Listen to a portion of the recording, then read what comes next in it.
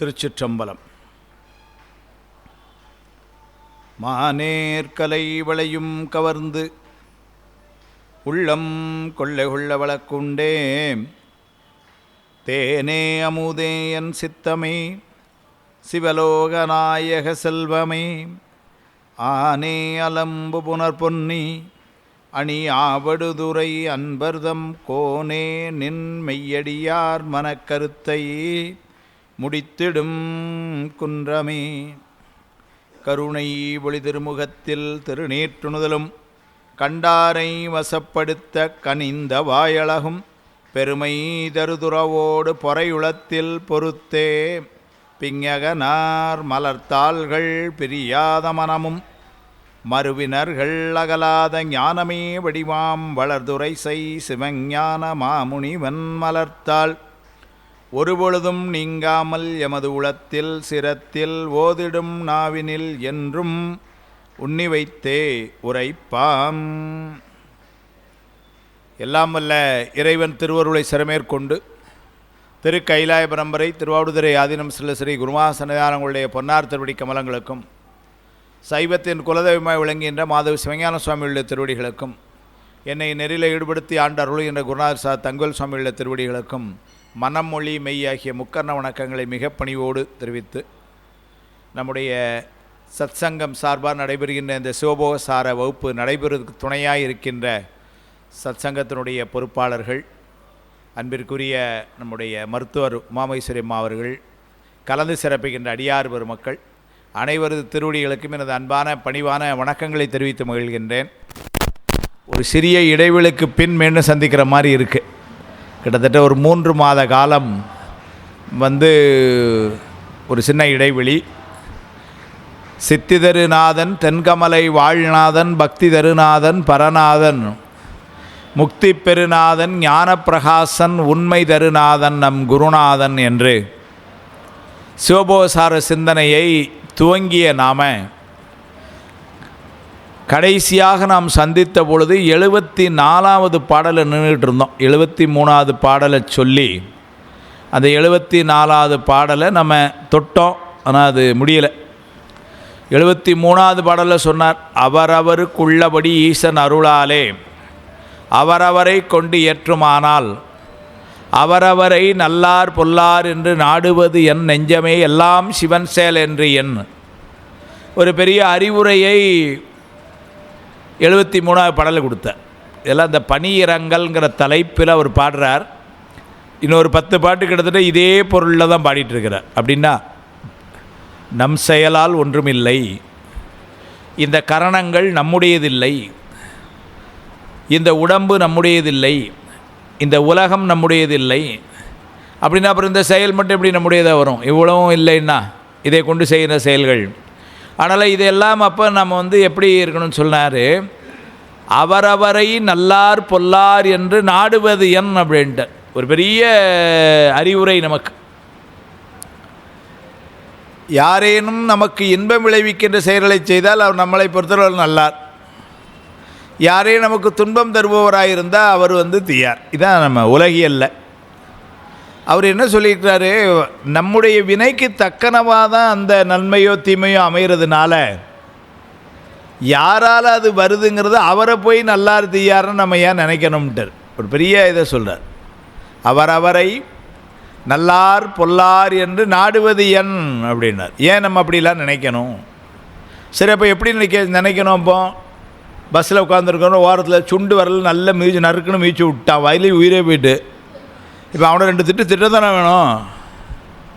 அவனை போய் நான் இது நல்லார் பொல்லார் என்று நாடுவது என் அப்படின்னு இருந்தேன்னா சரி, அப்போ எப்படி இருக்கணும்னா அது சொல்லுங்கன்னார். நெஞ்சமே எல்லாம் சிவன் செயல் என்று எண்ணார். ஏன்னாரு, அவரவர் வினைவெளி அவரவர் அனுபவம். அந்த செருப்பு போட்டுட்டு மிதித்தவனும் பஸ்ஸில் இருக்க எல்லாரையுமே மிதித்தான். 65 டிக்கெட் இருக்கல நம்மளை மட்டும் மிதித்தான். அப்படின்னா என்ன அர்த்தம்? அப்படின்னா நமக்கு அது மிதிப்படணும்னு இருக்குது. அவன் மேலே தப்பு இருந்தால் அவன் கூட 10 பேரை மிதிச்சிருப்பான்ல, இல்லை. அப்படின்னா கணக்கு நம்ம எப்படி பார்க்க வேண்டியிருக்குன்னா, நம்மளை மட்டும் மிதிச்சான்னா அப்படின்னா நம்முடைய வினை அவ்வாறு அது ஒரு துன்பப்பட வேண்டும் என்று இருக்குது. அதுக்காக அவனை போய் ஏன் பொல்லார்னு சொல்லணும்ட்டார். அவரவரை நல்லார் பொல்லார் என்று நாடுவது என் நெஞ்சமே எல்லாம் சிவன் செயல் என்று எண் அப்படின்னு 73வது பாட்டில் சொன்னார். இதை நம்ம ஏற்கனவே சிந்திச்சிட்டோம். ரொம்ப நாளாக ஒரு கேப், ஒரு இடைவெளி பெருசாகிட்டதுனால அங்கேருந்து தொடர்பு படுத்திருக்காதுன்னு சொன்னேன். 74வது பாட்டு அன்றைக்கி அதை ஆரம்பித்தோம், ஆனால் அது முழுமையாக சொன்னோமான்னு எனக்கே கொஞ்சம் சந்தேகம். அதனால் இன்றைக்கி அதிலேருந்து எடுத்துட்டோம். எங்கே நடத்துமோ எங்கே கிடத்துமோ எங்கே இருத்துமோ என்று அறியேன், கங்கைமதி சூடினான் தில்லையிலே தொம்தாம் என தொந்தம் என நின்று நடமாடினான் எங்கோன் அருள்னர். எங்கே நடத்துமோ எங்கே கிடத்துமோ, என நடத்தல் நடக்கிறதுக்கு நேர் மாறுதல் கிடத்தல். அதனால் எங்கே நடத்துமோ எங்கே கிடத்துமோ எங்கே இருத்துமோ என்று அறியேன், கங்கைமதி சூடினான் சுவாமி. அப்போ எங்கே கிடத்தல் நடத்தல் நம்ம கையில் இல்லை அப்படின்னா என்ன அர்த்தம் அப்படின்னா, இந்த செயல் இதெல்லாம் ஒன்று ஞாபகம் வைத்துக் கொள்ளணும்.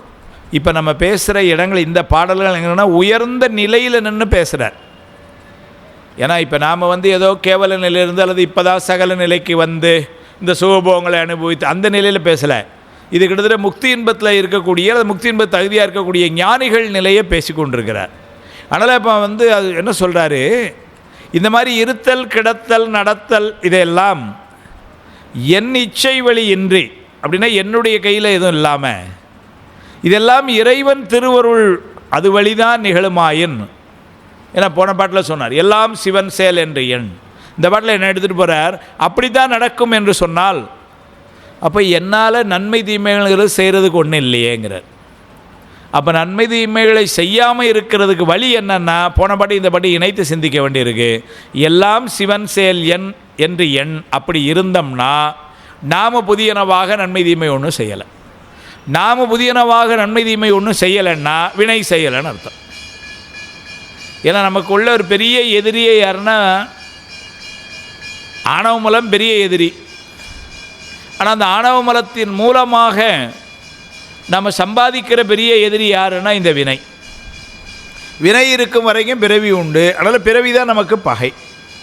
அப்போ வினை நீங்கணும் அப்படின்னா, வினையிலிருந்து வெளியே வரணும்னா என்ன செய்யறாரு, நம்ம செயல்களை ஒன்றும் செய்யக்கூடாதுன்னாரு. அதான் முந்தின பாட்டில் எல்லாம் சிவன் செயல் என்று எண் அப்படின்னு சொல்லிட்டார். இங்கே என்ன சொல்கிறார், எங்கே நடத்துமோ எங்கே கிடத்துமோ எங்கே இருத்துமோ என்று அறியேன்னார். ஏன்னாரு, இது நம்முடைய செயல்களாக இல்லாததுனால என்னுடைய செயலாக இருந்தால் தெரியும். இப்போ நான் காரை ஓட்டிக்கிட்டு போனேன்னா எங்கே போகிறேன்னு எனக்கு தெரியும். நான் ஒரு பஸ்ஸில் ஏறி போகிறேன் அப்படின்னா எங்கே போகிறோன்னு நமக்கு தெரியும். உதாரணத்துக்கு ஆகிட்டு நான் ட்ராவல்ஸ் கோயம்புத்தூர்லேருந்து ஏறி இங்கே வந்துக்கிட்டு இருக்கிறேன், நல்லா தூங்கிட்டு இருக்கேன். திடீர்னு ஃபோன் பண்ணி நீங்கள் எங்கே வந்துட்டுருக்கீங்கன்னு கேட்டிங்கன்னு வச்சுக்கோங்க, எனக்கு எங்கே வந்துருக்கோன்னு தெரியாது. ஏன்னா வெளியே பார்த்தாலும் இருட்டாக தான் இருக்கும். பஸ்ஸில் தானே வரீங்க, உங்களுக்கு தெரியாதா அப்படின்னா எனக்கு தெரியாது. ஏன் அப்படின்னாரு, அது டிரைவருக்கு தெரியும், எனக்கு தெரியாது. இப்போ நான் காரை ஓட்டிகிட்டு வந்தால் எங்கே வந்துட்டுருக்கேன்னா எனக்கு தெரியும். இல்லைங்க நான் இந்த இது பக்கத்தில் வந்துட்டேன், வேலூர் பக்கத்தில் வந்திருக்கிறேன், கிருஷ்ணகிரி தாண்டி ஏதோ ஒன்று தெரியும். அது மாதிரி இப்போ என்ன செய்யணும், இந்த உலகத்து செயல்களையும் நம்முடைய செயல்களாக பார்த்தா அது நமக்கு தெரியும் நன்மை தீமைன்னு. நாம் அந்த மாதிரி பார்க்காம எல்லாம் இறைவனுடைய செயல்னு பார்த்துட்டோம்னா அங்கே நமக்கு எதுவுமே இல்லை. அதுதான் எங்கே நடத்துமோ எங்கே கிடத்துமோ எங்கே இருத்துமோ என்று அறியேன், கங்கைமதி சூடினான் சுவாமி தில்லையிலே தொம் என நின்று நடமாடினான் எங்கோன் அருள்னர்.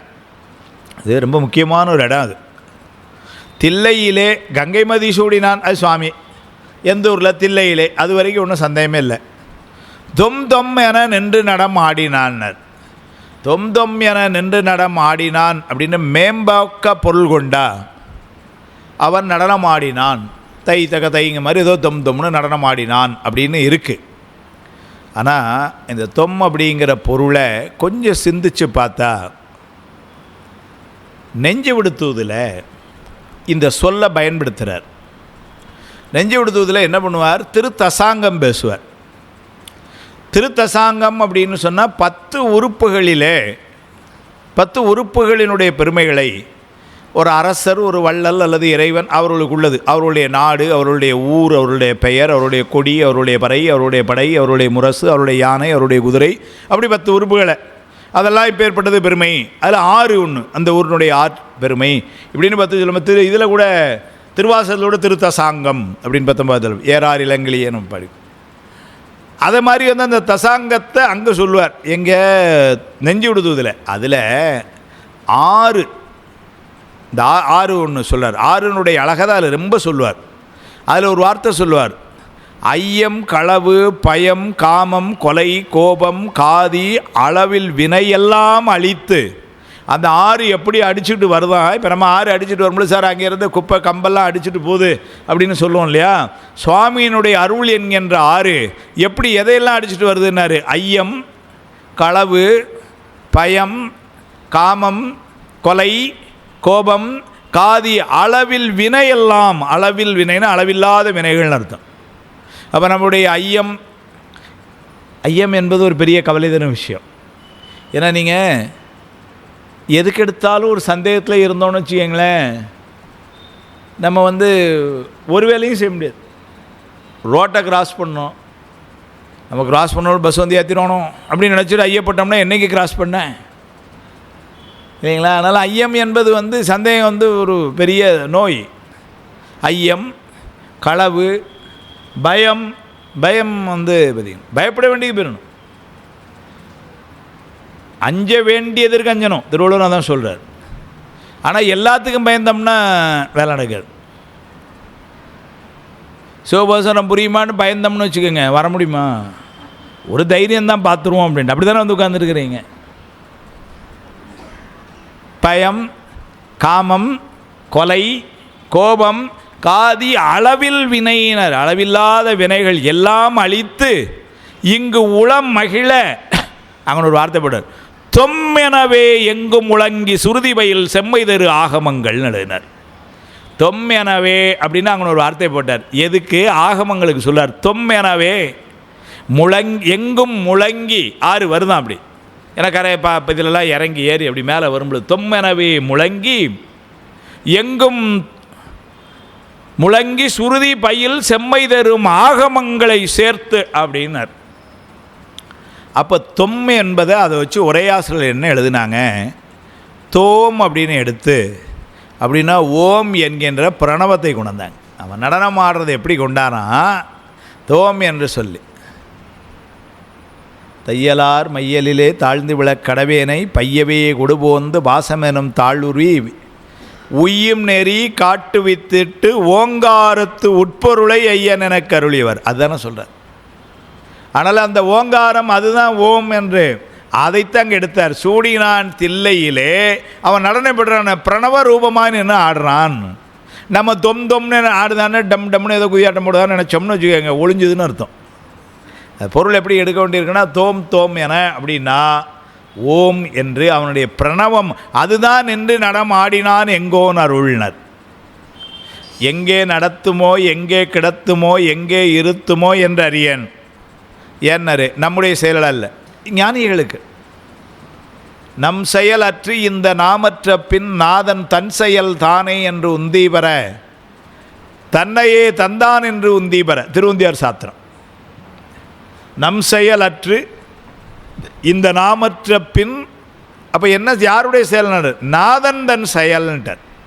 எல்லாவற்றையும் எப்படி பார்க்கணும்? நாதன்னா சுவாமி நமச்சிவாய வாழ்க, நாதன் தாழ்வாழ். நாதன்னா சுவாமி தலைவன்.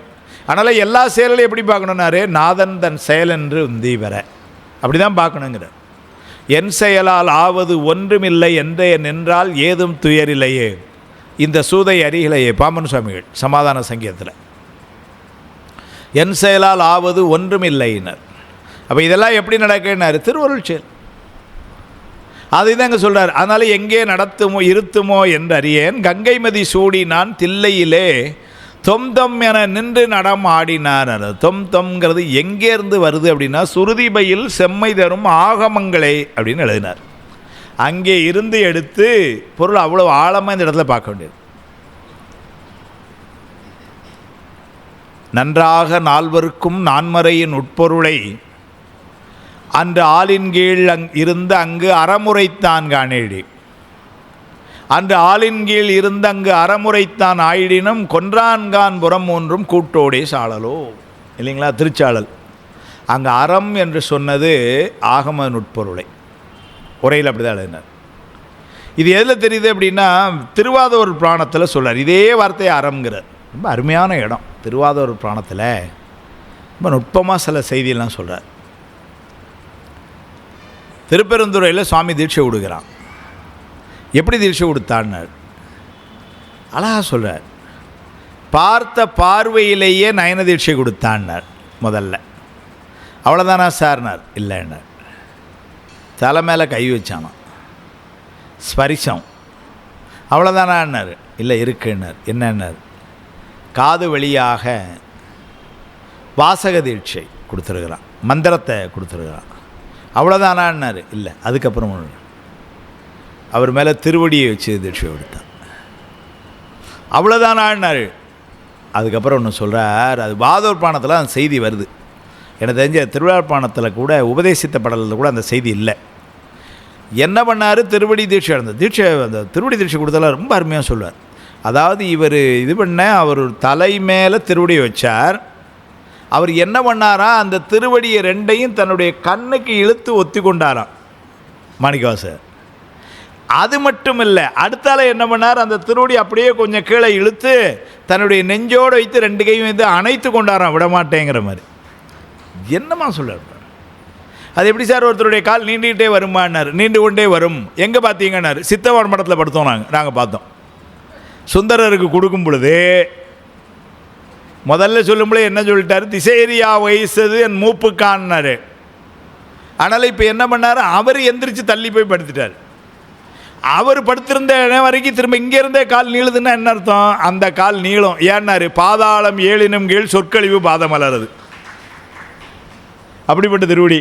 அதனால் அங்கே வரைக்கும் கீழே போச்சு. அங்கே போய் அதே மாதிரி இவரை தலையில் வச்சதை கண்ணு கொண்டு ஒத்துனாராம். அப்படியே இருதயத்தில் கொண்டு வந்து இரு கரத்தால் அணைத்து கொண்டாராம் மாணிக்கவாசர். இது திருவடி தீட்சையில் சொன்னார். இதுக்கப்புறம் தான் சொல்கிறார் அவரை, அது வாதூர் பாணத்தில் சொல்கிறாரு, அவரை தனியாக அழைச்சிட்டு போய் 999 சிவகணங்க இருக்குது. அந்த சிவகணங்கத்தில் ஒருத்தர் கணநாதர்னு தலைவர், அவரை வச்சு தான் தீட்சை கொடுக்க ஏற்பாடு பண்ணலாம் சொன்னார். அவரை வச்சு தான் அந்த வேலைகள்லாம் நடந்தது. இப்போ தீட்சையும் கொடுத்தாச்சு, எல்லோரும் இங்கே பார்த்துட்டு இருக்கிறாங்க. இப்போ என்ன பண்ணாராம், மாணிக்கவாசர் மட்டும் சுவாமி தனியாக அழைச்சிட்டு போனாராம். இது திருவாழ்ப்பாணத்திலே இல்லை. தனியாக அழைச்சிட்டு போய் ஆகமத்தின் அறிவரும் பொருளை அறம் சொல்ல நினைத்தார், கொடுத்தார்னு எழுதினார் சுவாமி. ஆகமத்தினுடைய அறிவரும் பொருள்னர். அதுக்கு வேர்பிள்ளை உரையில் எழுதுவார், சகல வர்க்கத்து ஆன்மாக்களால் உணர முடியாத ஆகமத்தினுடைய உட்பொருளை இவர் அங்கே இருக்கிறவர்களிருந்து தனியாக அழைச்சிட்டு போய் ஸ்பெஷலாக இவருக்கு கொடுத்தாருங்கிறார். அந்த இடத்துல அறம்னு ஒரு வார்த்தையை போட்டார், அறம் உரைத்தார்னர். அப்போ அறம் என்று சொல்வது ஆகமத்தினுடைய நுண்பொருள். திருவாசகத்திலே அதே வார்த்தையை சொல்றார், நன்றாக நால்வருக்கும் நான்மறையின் உட்பொருளை அன்று ஆளின் கீழ் இருந்து அங்கு அறமுறைத்தான் காணேழினர். அறம்னா இப்போ என்ன மாதிரி முட்டாளி வேணா ஒரே எழுதுனா தர்மம்னு எழுதுவான், நாசமாக போச்சு. இல்லை, அறம் என்பது அந்த இடத்துல வேத ஆகமத்தினுடைய நுண்பொருள். அது கூட உண்மையிலே தண்டபாணி தேசிகரையும் அருணையுடைய மேலேயும் அவங்கள தான் அடிக்கடி நம்ம சொல்லிகிட்டே இருக்கோம். நீங்கள் கூட 2 நாள் விழாவில் அருமையாக தண்டபாணி தேசியருடைய பேரெல்லாம் கூட்டிகிட்டு வந்து சிறப்பிச்சிட்டிங்க. இந்த மன்றம் பெரிய விஷயம், ரொம்ப மகிழ்ச்சியாக இருக்குது. ஏன்னா நாங்கள் தண்டபாணி தேசியர் நான் நேரடியாக பார்த்துருக்குறேன், இங்கே எவ்வளோ பேர் பார்த்துருக்கீங்கன்னு தெரில. அருணையாரை நான் பார்த்ததும் இல்லை, தண்டபாணி தேசியரை ஒரே ஒரு இடம் பார்த்துருக்குறேன். ஆனால் அவர்களுடைய வழித்தோன்றலாக இருக்க அவங்க பேரனை கூட்டிகிட்டு வந்து இங்கே வச்சு பெருமைப்படுத்தினீங்கன்னா அது பெரிய பாராட்டுக்குரியது. இந்த மன்றம் 2 நாள் விழாவே ரொம்ப சிறப்புடையது. ஏன்னா சிவகுமார் ஐயா அதை வரலாற்று ரீதியாக இப்படித்தான் இருக்கணும்னு சிந்திச்சு அதை செய்யணும்னா உண்மையிலே இதுவரைக்கும் யாரும் அதை செய்யலை. செய்ய முயற்சி செய்தவர்கள் இருக்கிறார்கள், யாரும் செய்யவே இல்லைன்னு சொல்லலை, செஞ்சு முடிக்கலை யாரும், அப்படி சொல்லலாம். முயற்சி பண்ணவங்க இருக்காங்க, ஆனால் வெளியே கொண்டுற முடியல ஆனால் அதை இங்கே செஞ்சதுன்னா சிவகுமார் ஐயாவுக்கு வணக்கம், சபைக்கு பாராட்டுகள். அதில் தண்டபாணி தேசிகர் ஐயாவுடைய பேரன் அவங்களெல்லாம் கூட்டு பெருமைப்படுத்தினா அது அவ்வளோ பெரிய விஷயம். அவர் இந்த இடத்துல எழுதுகிறாரு, அருணையார் அப்படி தான் எழுதுகிறார், நன்றாக நால்வருக்கும் நான்மறை. அதில் முதல்ல அந்த அறம்ங்கிறதுக்கு அவர் என்ன சொல்கிறார் பாருங்கள், வாதூர் புராணத்தில் வேதநாதர் தம் இருபதம் இறைஞ்சும் மேன்மையாளரை, வேதநாதர் சுவாமி தம் இருபதம் தம்முடைய இரு பாதங்களையும் பற்றி இருக்கின்ற மாணிக்கவாசகருக்கு ஒரு வார்த்தை போட்டார், மேன்மையாளர்னு போட்டார் மாணிக்கவாசகர். மேன்மையாளரை வேறு கொண்டு, வேற இடத்துக்கு கூட்டு போய், இவங்க முன்னாடி செய்யலையாம் அந்த தீட்சையை மட்டும் தனியாக கொண்டு போய் வேறு கொண்டு இருந்து அங்கு ஓது ஆகமத்து அறிவரும் பொருளை உரைக்கவே நினைத்தார், அறமுரைத்தார்னர். அப்போ அறம்னா அப்படி பொருள் அப்படிங்கிறது இந்த திருவாசகத்தை வச்சு தான் சொல்ல முடியுது. நன்றாக நால்வருக்கும் நான்மறையின் நுட்பொருளை அன்று ஆளின் கீழ் இருந்து அங்கு அறமுரைத்தான் காணேடி. அது கூட உண்மையிலே என்ன ஒரு உரை பாருங்க.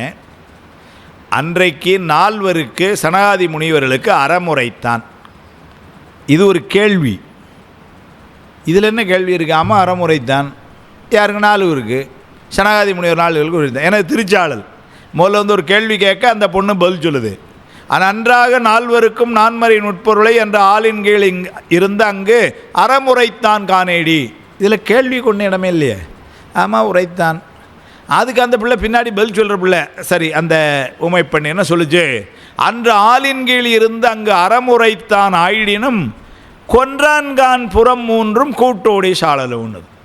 அவன் இந்த மாதிரி முனிவர்களுக்கு உபதேசம் செஞ்சாலும் அவன்தான் முப்புறத்தையும் எரித்தவன். அது திருச்சாளல் பொதுவாக எப்படி இருக்கும்னா, ஒரு கேள்வி கேட்டு கேள்விக்கு அந்த குழந்தை பதில் சொல்லிச்சு. அப்படி தானே? பூசுவதும் வெந்நீர், புண்பதும் பொங்கரவும், பேசுவதும் திருவாயால், மறைபோலும் காணேடு. இப்படியாயா ஒரு தலைவன் இருப்பான் அப்படின்னு கேள்வி.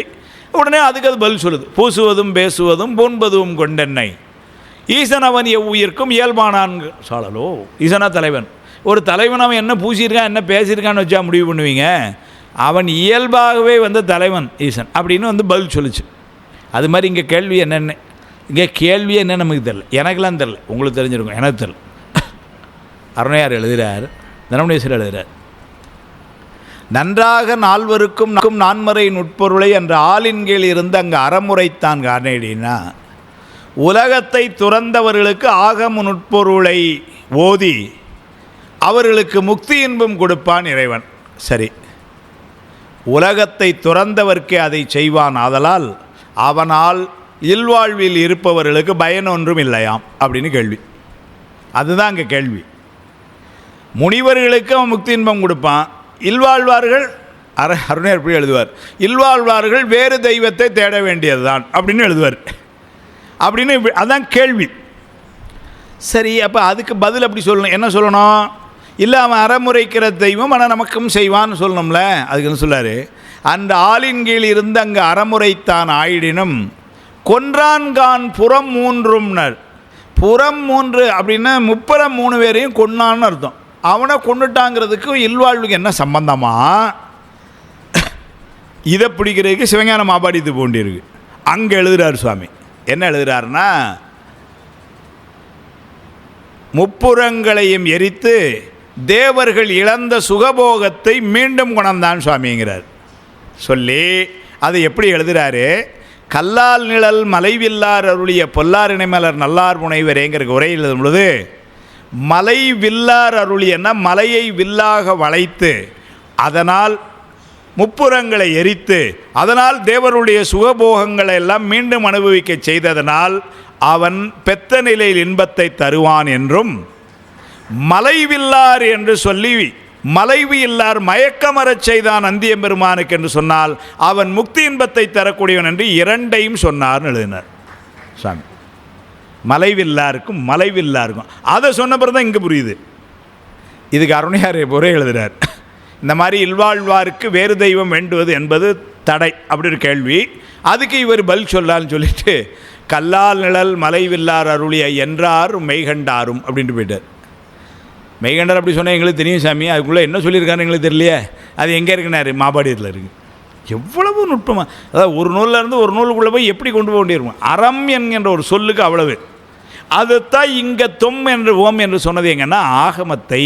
அதான் கங்கை மதி சூடினான் தில்லையிலே தொம்தம் என நின்று நடம் ஆடினான் எங்கோன் அருள் என்று அவ்வளவு ஆழமாக இந்த நூல். அது அப்படி போகம் இல்லை. ஏன்னா இன்றைக்கி உமாமா வந்திருக்கிறாங்க. அவங்க என்ன நினைப்பாங்கன்னா, 2 வருஷமாக இருக்கா முடிக்கவே மாட்டேங்கானா இவன் அப்படின்னு நினைப்பாங்க. அதுக்காக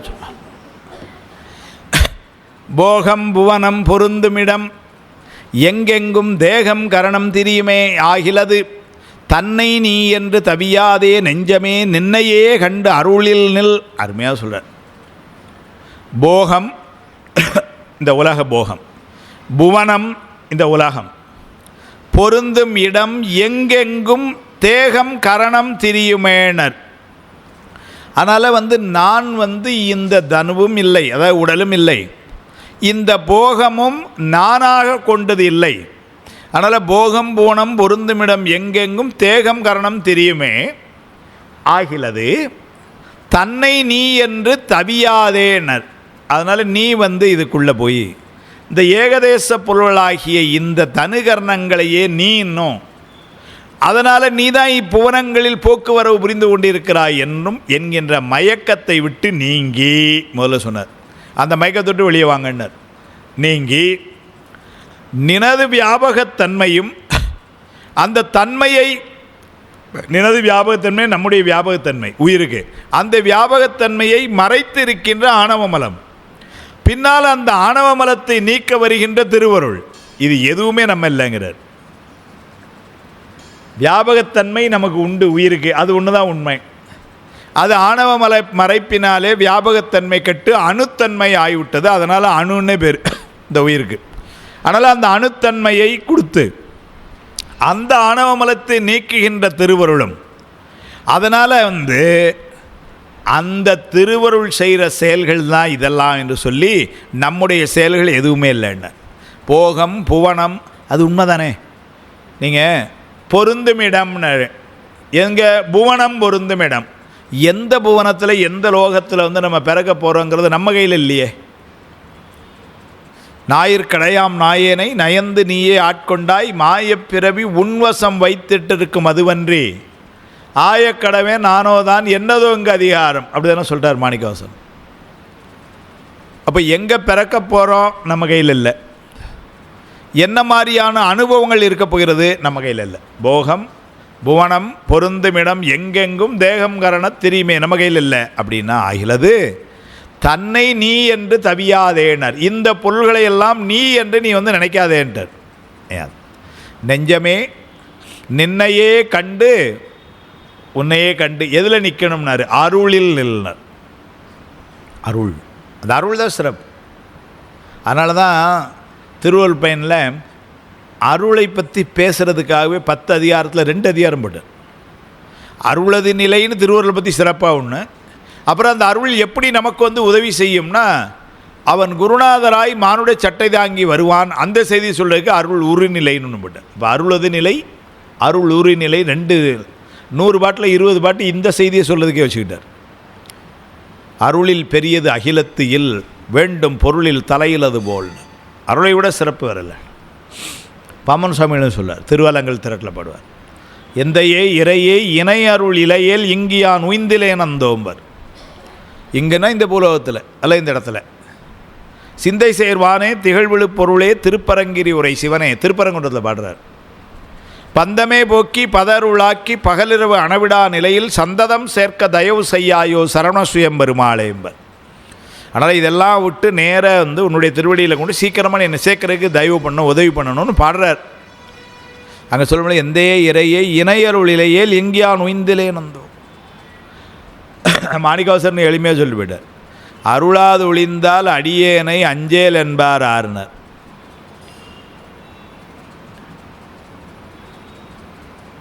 அருளாளர்களே யான் அஞ்சுகிறேன்னு பாடுறாங்க. அவங்க அஞ்சுறது எதுக்குன்னா இந்த உலகத்திலே இருந்துடக்கூடாதுன்னு அஞ்சுறாங்க பாடுறாங்க. ஆனால் அந்த அஞ்சல் என்று நீங்கிறதுக்கு அதுவும் நீங்கணும்னா எந்தன்னாரு, அதுக்கும் அருள் வேணும்னார். மாணிக்கவாசர் சொல்கிறார், அவள் என்னை அஞ்சேல் என்று அருளினான் சொல்கிறார். எல்லோரும் அஞ்சல்னு கேட்டாங்க, அவர் சொல்கிறார் அஞ்சேல் என்று, நீ அஞ்சேல்னு ஒரு வார்த்தை சொல்லிட்டா பொறுமைன்னுலாம் கேட்டார். வெஞ்சேலனைய கண்ணார்தம் வெகுளி வலையில் அகப்பட்டு அஞ்சே நாயேன் ஞானச் சுடரே நானோர் துணைகானேன் பஞ்சேரடியாள் பாகத்துருவா பவளத் திருவாயால் அஞ்சேல் என்ன ஆசைப்பட்டேன் கண்டாயம்மானே. அப்படி தான் கேட்டார். அப்படி கேட்டார், எல்லோரும் கேட்டாங்க. வானநாடனே வழித்துணை மருந்தே மாசிலாமணியே மறைப்பொருளே ஏனமாயை ராமையும் எலும்பும் இடுதாங்கிய மார்புடையானே தேன்னை பால் தயிர் ஆட்டுகந்தானே தேவனே திருஆவடுதுறையுள் ஆனையே எனை அஞ்சல் என்று அருளாய். அதானே கேட்குறேன். அப்படி கேட்டேன், எல்லாருமே கேட்டாங்க. மாணிக்கவாசர் தான் என்ன சொல்ல, நீங்கள் என்னைக்கு அஞ்சேலாம் அருள் செய்தான்னு ஒரு சொல்லிவிடு. பஞ்சாய அடிமடவார் கடைக்கண்ணால் இடர்பட்டு நெஞ்சாய துயர்கூற நிற்பேன் உன் அருள் பெற்றேன் உஞ்சேன் யான் உடையானை அஞ்சேல் என்று அருளியவார் ஆர்வெருவார் அச்சோவேன். அதனால் அவன் செய்தான்லாம் சொல்லார். அப்போ அதுக்கெல்லாம் காரணம் என்னன்னார், அருள். அந்த அருளில் நில்னார். நெஞ்சமே நின்னையே கண்டு அருளில் நில். அப்போ இந்த நிலையெல்லாம் அவன் தருவதை போகம் போனம் பொருந்துமிடம் எங்கும் தேகம் கரணம் இதையெல்லாம் ஆனால் நம்முடையதாக நம்ம நினைத்து கொண்டிருக்கிறோமே, அது ஏன் புரியலைன்னாரு. சுவாமி கொடுத்தாலும் புரியலையா சொல்கிறார். என்னால் அறியா பதம் தந்தாய் யான் அதை அறியாதே கேட்டேன்னார். ஏன்னா இந்த மலம் உயர்ந்த நிலையில் மல வாசனை. அதனால் இதையெல்லாம் விட்டு நீங்கினோம்னா ஒன்று தான் செய்யணும்னார். என்னன்னார், கண்ணை மூடிட்டு எல்லாம் சிவன் செயல் என்று எண். அதுதான் குருஞான சம்பந்தருடைய அறிவுரை. நமக்கு என்னென்னா, நான் செய்கிறேன், நான் இதை செஞ்சிருவேன்லாம் நம்ம ஒன்றும் பண்ண வேண்டான்ட்டு. சரி, அப்போ பேசாமல் அப்படியே இந்த பின்னாடி ஒரு கேள்வி கேட்குறாரு. அப்படியே இருந்துட்டா போருமா, சோறு கிடைக்குமான்னு கேட்குறாரு. அதாங்க நான் வரும்பொழுது சொல்கிறேன். ஏன்னா வழிபாடு செய்யணும், அது சொல்கிறார். அதனால் போகம் பொவனம் பொருந்துமிடம் எங்கெங்கும் தேகம் கரணம் தெரியுமே ஆகிறது தன்னை நீ என்று தவியாதே நெஞ்சமே நின்னையே கண்டு அருளில் நில். அதனால் நாம் இருக்கிறது, நாம் செய்கிற செயலாம் எப்படின்னாரு, திருவருளை முன்னிறுத்தி என்று ஒரு வார்த்தையை சொல்லிட்டு போயிட்டார். இப்போ அடுத்த பாட்டில் ஏதேது செய்திடினும் ஏதேது பேசிடினும் ஏதேது சிந்தித்து இருந்திடினும் மாதேவன் காட்டிடுவதான அருள் கண்ணை விட்டு நீங்காது நாட்டம் அது வாய் நட. எல்லாருக்கும் தெரிஞ்ச பாட்டு. ஏதேது செய்திடினும் ஏதேது பேசிடினும் ஏதேது சிந்தித்து இருந்திடினும் 3 சொன்னார். ஏதேது செய்திடினும் உடலால் செய்கிறது, ஏதேது பேசிடினும் வாயினால், ஏதேது சிந்தித்திருந்திடினும். இந்த இடத்துல சித்தம் என்பது கருவியாக இருந்தாலும் மனத்துக்கு பொருந்தும். அப்போ என்னாச்சுன்னா, நம்ம ஒரு வினை அல்லது ஒரு செயல்ங்கிறத எதை வச்சு செய்யணும்னா இந்த மனம் வாக்கு காயம்தான். 3ஐயும் போட்டார். ஏதேது செய்திடினும் ஏதேது பேசிடினும் ஏதேது சிந்தித்து இருந்திடினும் மாதேவன் காட்டிடுவதான அருள். பெருமான் நீ என்ன சிந்தித்து கொண்டிருந்தாலும் என்ன பேசி கொண்டிருந்தாலும் என்ன செய்திருந்தாலும் பெருமான் காட்டுகின்ற அருள் என்று மாதேவன் காட்டிடுவதான அருள் கண்ணை விட்டு நீங்காது. ஏன்னா அதுதான் நான் சொன்னேன், இது ரொம்ப உயர்ந்த இடத்துல பெருமான் காட்டும் அருள் அப்படின்னு சொன்னால் என்ன அர்த்தம்னா, அது காட்டும் உபகாரம். பின்னாடி 11ஆம் சூத்திரத்தில் நம்ம படிப்போம். காட்டும் உபகாரம் காணும் உபகாரம்னு 2 படிப்போம். எது காட்டும் உபகாரம்னாரு, அவன் வேறாய் நின்று அருள் செய்தல் காட்டும் உபகாரம், அவன் உடனாய் நின்று அருள் செய்தல் அது காணும் உபகாரம். அப்படின்னா என்ன, சுவாமி நம்மளோடு ஒன்றாயும் வேறாயும் உடனாயும் இருக்கிறான், அது நமக்கு தெரியும். அப்படி ஒன்றாயும் வேறாயும் உடனுமாய் இருக்கின்ற பெருமான் எப்படியெல்லாம் அருள் செய்கிறான்னாரு. ஐயா நன்றிங்க ஐயா. கலப்பினாலே ஒன்றாய் இருக்கிறோம், அதனால் இடம் கொடுத்துட்டான். இப்படி இடம் கொடுத்து இருக்கின்ற பெருமான் இந்த இடத்துலையுமே என்ன பண்ணுறான், நமக்கு தேவையானவற்றையெல்லாம் தந்து கொண்டிருக்கிறான். ஏனென்று சொன்னால் இந்த உயிரானது உணரும், அவ்வளோதான். தாமே அறியும் தன்மை இல்லை. அப்போ யார் அதை செய்ய வேண்டியிருக்கு, சுவாமி செய்ய வேண்டிய, அது செஞ்சு கொண்டிருக்கிறான். அதான் இந்த போகங்களை எல்லாம் அவன் நமக்கு தந்து கொண்டிருக்கிறான். அப்போ அது வேறாய் இருந்து காட்டும் உபகாரம். இதையெல்லாம் நீ எடுத்துக்கோ, இதெல்லாம் எடுத்துக்கோன்னு காட்டும். சரி, அவன் அப்படி காட்டிட்டான்னா நம்மளால் அனுபவிக்க முடியுமானா முடியாதுன்னர். 5 லட்சம் ரூபாய்க்கு ஒரு டிவி வாங்கி கொடுத்துருக்கான். சும்மா சொல்லுதே சொல்லுவாங்க, கூட சொல்லுவேன், சும்மா 50,000 சொல்லுவானே. 5 லட்சம் ரூபாய்க்கு ஒரு டிவி, பெருசு இருக்கும், வீட்டுக்குள்ளேயே வர மாட்டேன், அவ்வளோ பெருசு. வீட்டிலெல்லாம் கொண்டு வச்சா சாமி கொடுத்து விட்டான்னு கடைக்காரன் கொண்டு கொடுத்துட்டான். நம்மகிட்ட காசே கேட்கல, அவன் கொடுக்குறான். சார் உங்களுக்கு சாமி உங்கள் வீட்டில் கொடுக்க சொன்னாருன்ட்டான். இது காட்டும் உபகாரம்.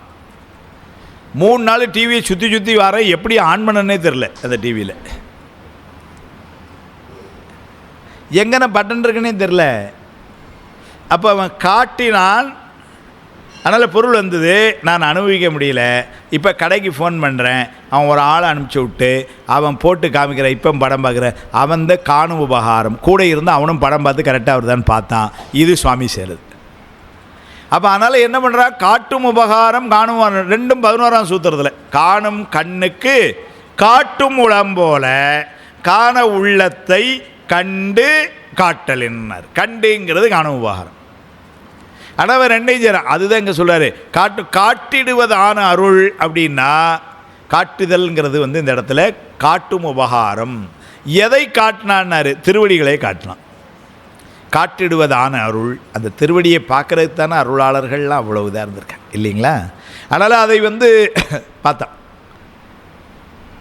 காட்டாதனை எல்லாம் காட்டி சிவம் காட்டி தாழ் தாமரை காட்டி தன் கருணை தேன் காட்டி நாட்டார் நகை செய்ய நாமேலை வீடைது ஆழ்த்தான் கொண்டு ஆண்டவா பாடுதுங்கானம்மானாய் சொல்லிட்டார். அப்போ காட்டாதனை எல்லாம் காட்டி, கேட்டாரும் அறியாதான் கேடுண்டில்லான் கிளையிலான் கேளாதே எல்லாம் கேட்டான், நாட்டார்கள் விழித்திருப்ப ஞாலத்துள்ளே நாயினுக்கு தவிசிட்டு நாயினைக்கே காட்டாதனை எல்லாம் காட்டி பின்னம் கேளாதனை எல்லாம் கேட்பிது சொல்ல. இதுதான் அவன் செய்கிற அந்த காட்டு உபகாரம். கண்டேன் அவர் திருப்பாதம் கண்டறியாதன கண்டேன்னர்ல. ஏன்னா அவன் காட்டினா தானே பார்க்க முடியும். அதுதான் சொல்கிறாரு, அவ்வாறு காட்டுகின்ற மாதேவன் காட்டிடுவதான அருள். அதனால் அதை கண்ணை விட்டு நீங்காது நாட்டமுத. இதுதான் இப்போ கொஞ்சம் முன்னாடி சொன்னேன், மாணிக்கவாசர் கலையில் கிடைச்ச திருவடியை அப்படியே கண்ணோடு ஒத்தி இதயத்தோடு சாஞ்சிக்கிட்டார். அதுதான் கண்ணை விட்டு நீங்காது. அதனால் அந்த திருவடியை அப்படி காட்டிடுவதான அருள் கண்ணை விட்டு நீங்காது நாட்டம் அதுவாய் நடனர். நாட்டம் அதிலே இருக்கணும்ட்டார். அப்போ அந்த திருவடி மேலேயே நாட்டம் இருக்குமானால், பின்னாடி இவரே சொல்கிறாரு, நாம் எது வேணும்னு நினைக்கிறோமோ சுவாமி அதை கொடுக்குறாங்கிறார். திருவடியை வேணும்னு நினச்சி இருக்கிறவங்களுக்கு சுவாமி திருவடியை கொடுக்குறான். உலகியல் போகங்கள் வேணும்னு நினைக்கிறவங்களுக்கு சுவாமி ரொம்ப கருணை. அதனால் உனக்கு என்ன வேணுமோ நீயே முடிவு பண்ணிக்கப்பா, சாய்ஸ் உனக்கு தாங்கிறார். உனக்கு என்ன வேணாலும் நான் தரேங்கிறார். தரக்கூடிய ஒரு வல்லமையும் தரக்கூடிய ஒரு கருணையும் ரெண்டு இருக்குது அவர்கிட்ட. அதனால் உயிர்கள் என்ன விரும்புகிறாங்களோ அதை சுவாமி கொடுக்குறான். நாம் உலகியல் போகங்களை வேணும்னு கேட்டால் கொடுக்குறான். அப்புறம் அதை அனுப்பிச்சிட்டு திரும்ப பிறவி வருதுன்னா அது அவன் மேலே தப்பு கிடையாது. ஏன்னா நம்ம கேட்ட பொருள் அப்படி. அதனால் திருவடி இன்பம் வேணும்னு கேட்டால் நேரம் அதை கொடுக்குறான். அதுக்கப்புறம் இங்கே வர வேண்டியதில்லை, மேலே போய் இருந்துக்கலாம். இது நம்ம கேட்குற பொருளை பொறுத்து. அதான் சொல்கிறார், ஏதேது சிந்தித்திருந்திடும் மாதேவன் காட்டிடுவதான அருள் கண்ணை விட்டு நீங்காது நாட்டம் அதுவாய் நடனர். நாட்டம் அதுவாய். அதனால் அந்த திருவருளையே சார்ந்து அந்த திருவடிகளையே சார்ந்து இருக்க வேண்டும். அதைத்தான் சொல்கிறார். அதனால் ஏதேது செய்திடினும் 3 நிலையிலையும் சொல்லிட்டார். ஏதேது செய்திடினும், ஏதேது பேசிடினும், ஏதேது சிந்தித்திருந்திடும். இது 3 தான் நம்ம செய்கிறது. உடலால் செய்கிறோம், வாயினால் பேசுகிறோம், மனசால் நினைக்கிறோம். இந்த 3ஐயும் நீங்கள் செய்யுங்க. செய்யும் பொழுது என்ன வச்சுக்கோங்கன்னாரு, திருவருளை முன்னாடி வச்சுக்கோங்கன்னார். திருவடியை நினச்சி செய்யுங்கிற. ஆனால் இந்த ஆணவ மலம் என்ன பண்ணோம்னாரு, நான் செய்கிறேன் நான் பார்த்துக்கிடுதேன்னு. ஒன்றதாய் அநேக சக்தி உடையதாய் உடனாய் ஆதி அன்றதாய் ஆன்மாவின் அறிவோடு தன் தொழிலை ஆர்த்து நின்று போத்திருத்துவத்தை நிகழ்த்தி சித்தியார். நாணவமலம் என்ன பண்ணோம்னாரு, இந்த உயிர் செய்கிற செயலெல்லாம் முன்னாடி வந்துட்டு நான் தான் அப்படிங்க. இங்கே யார் லைட்டு போட? நான் தான் சார். இன்றைக்கி நிகழ்ச்சி இருக்குன்னு 6 மணிக்கு வந்து லைட்டு போட்டேன். போன வாரம் ஆஃப் பண்ணாமலே போனது யார்? அது ஒன்றும் பதிலே சொல்ல மாட்டான். போட்டது யாருங்களும் நான் தான் ஓடியாருவோம். நீ தானே போட்ட, ஆஃப் பண்ணியா நீனா? இல்லை அது அதுக்கப்புறம் ஏதுனா இருந்தால் அனோமலம் பண்ணுற வேலை. அதெல்லாம் சொல்லார். அதனால் ஆன்மாவின் அறிவோடு தன் தொழிலை ஆர்த்து அது செய்யும். அதனால தான் என்ன சொன்னார், ஏதேது செய்திடணும், ஏதேது பேசிடணும், ஏதேது சிந்தித்து இருந்திடணும், என்ன பண்ணணும்னாரு, கண்ணை விட்டு நீங்காத அருளை கப்பனும் பிடிச்சுக்கோங்க. சிக்கனை பிடித்தேன்னு எங்கேருந்து அருள்வது. இல்லை, அது உண்மையாகவே நீங்கள் அந்த அனுபவத்தில் எல்லாம் பெரியவங்களாக இருக்கிறீங்க. அனுபவத்தில் நம்முடைய சிந்தனையிலேயே திருவருள் இருக்கும்னு வச்சுக்கோங்களேன். நம்ம செய்கிற செயல்கள், நம்ம சொல்கிற சொற்கள் அதெல்லாம் வம்பு இல்லாமல் போயிடும். ஏன்னா அது திருவருள் பார்த்துக்கிட்டு திருவருள் ஃபில்டர் பண்ணி கொடுத்துருது. நானாக பேசுகிறேன்னு நினைக்கும் பொழுது தான் எதாவது தப்பாக பேசிடணும். யாரையாவது தப்பாக பேசணும். திருவருளில் நின்றுட்டோம்னு வச்சுக்கோங்க, ரொம்ப கிடையாது. நானாக செய்கிறேன்னு செய்யும் பொழுது தான் எங்கேயாவது போய் மாட்டிக்கிறோம். அது திருவருள் அப்படின்னு இருந்துட்டோம்னு வச்சுக்கோங்க, ரொம்ப கிடையாது. அதுதான் சுற்றி சைவ சித்தாந்தம் ரொம்ப எளிமையாக என்ன சொல்லுதுன்னு, நீங்கள் செய்கிற செயல்களுக்கெல்லாம் நீங்கள் ஒன்றும் உரிமை எடுக்க வேண்டாங்க. நீங்கள் செயலே செய்ய வேண்டாம்னு சொல்லலை, நல்லா பார்த்துக்கணும். ஆனாலும் ரொம்ப இன்றைக்கி அங்கேயே சொல்லிட்டாங்க எல்லாம் இறைவன் பார்த்துக்கிடுவார்னு. ஆனாலும் நீங்கள் நைட்டு வீட்டில் போய் தோசை விட மாட்டேன்னு படுத்துடக்கூடாது, அது செஞ்சு தான் கொடுக்கணும். அது என்ன சொல்கிறார், அந்த செயல் இறைவன் முற்றுவிக்கிறான், அடியனுடைய கையில் ஒன்றும் இல்லை அப்படின்னு இருக்கணும். அது சுவாமி செஞ்சு கொடுக்குறாங்கிற. அதான் சொல்ல, ஏதேது செய்திடினும் ஏதேது பேசிடினும் ஏதேது சிந்தித்து இருந்திடினும் மாதேவன் காட்டிடுவதான அருள் கண்ணை விட்டு நீங்காது நாட்டம் அதுவாய் நட. அதுதான் குருஞான சம்பந்தர் நமக்கு கொடுக்குற உபதேசம், வேறு ஒன்றும் இல்லை. நாட்டம் அதுவாய், அவ்வளோதான். எதுவாய்? திருவருளையும் திருவடியும், அதுதான் நாட்டம். அப்படி நட, அப்படியாவது நடந்து கொள் அப்படின்னு சொல்லிட்டேன். அடுத்த பாட்டில், எடுத்த உடற்கி ஏய்ந்த கண்மம் எப்போதும் ஊட்டும் விடுத்து விட்டோம் என்பர் விழலர் விடுத்து அதுவன்றே 5 மலம் 6 நீத்த இதுவன்றோ யாம் துறவென்போம்னர். மலம் நீங்கி ஞானம் பிரகாசித்த நிலையிலும், அப்படின்னா உயர்ந்த அந்த நிலையிலும், உடம்பளவிலே ஞானிகளுக்கும் பிராரத்த வினை தாக்கம் இருக்கும். சீவன் முத்தர்களாய் கிட்டத்தட்ட உயர்ந்த நிலைக்கு போகும் பொழுது கூட ஆணவ மலம் நீங்கிட்டான மலம் நீங்கிட்டு, ஆனால் ஆணவ மலத்தினுடைய வாசனா மல தாக்கம் என்னவா இருக்கும்னா எஞ்சி இருக்கின்ற பிராரத்த வினையாய் நிற்கும். சஞ்சிதம் ஏற்கனவே அவன் உபதேசத்திலே நீக்கிறான். எல்லாம் திருவருள் என்று செய்கிறதுனால புதியனவாக ஆகாமியம் வராது. ஆனால் எடுத்துகிட்டு வந்த பிராரத்தம் அதை கழிக்கணுமே. அது சொல்கிறாரு, எடுத்த உடற்கி ஏய்ந்த கண்மம், அப்படின்னா இந்த எடுத்த உடம்புக்குன்னு ஒரு பிரார்த்தனை இருக்கலாம். ஏய்ந்த கண்மம் எப்போதும் ஊட்டும் விடுத்து விட்டோம் என்பர் விழலர். இல்லை அதையெல்லாம் நீங்கியாச்சுன்னு சொன்னால் தப்புன்றார். சரி, விடுத்தது ஒன்றே 5 மலம் 6 நீத்த இதுவன்றோ யாம் துறவென்பம்னார். அருமையாக சொல்லிட்டார்.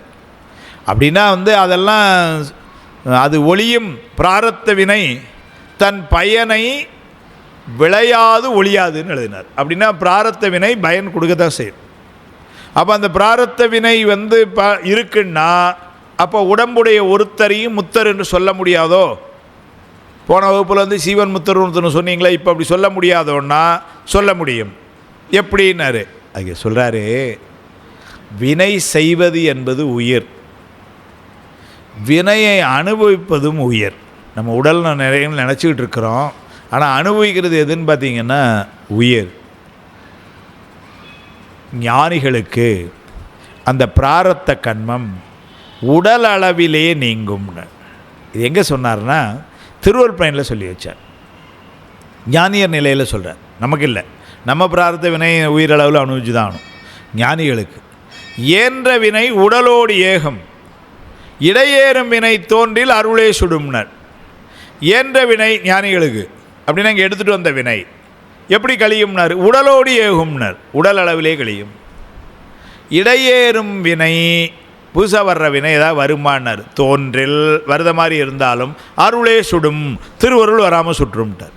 அப்போ ஏன்ற வினை எப்படி கழியும்னா உடல் அளவிலே கழியும்.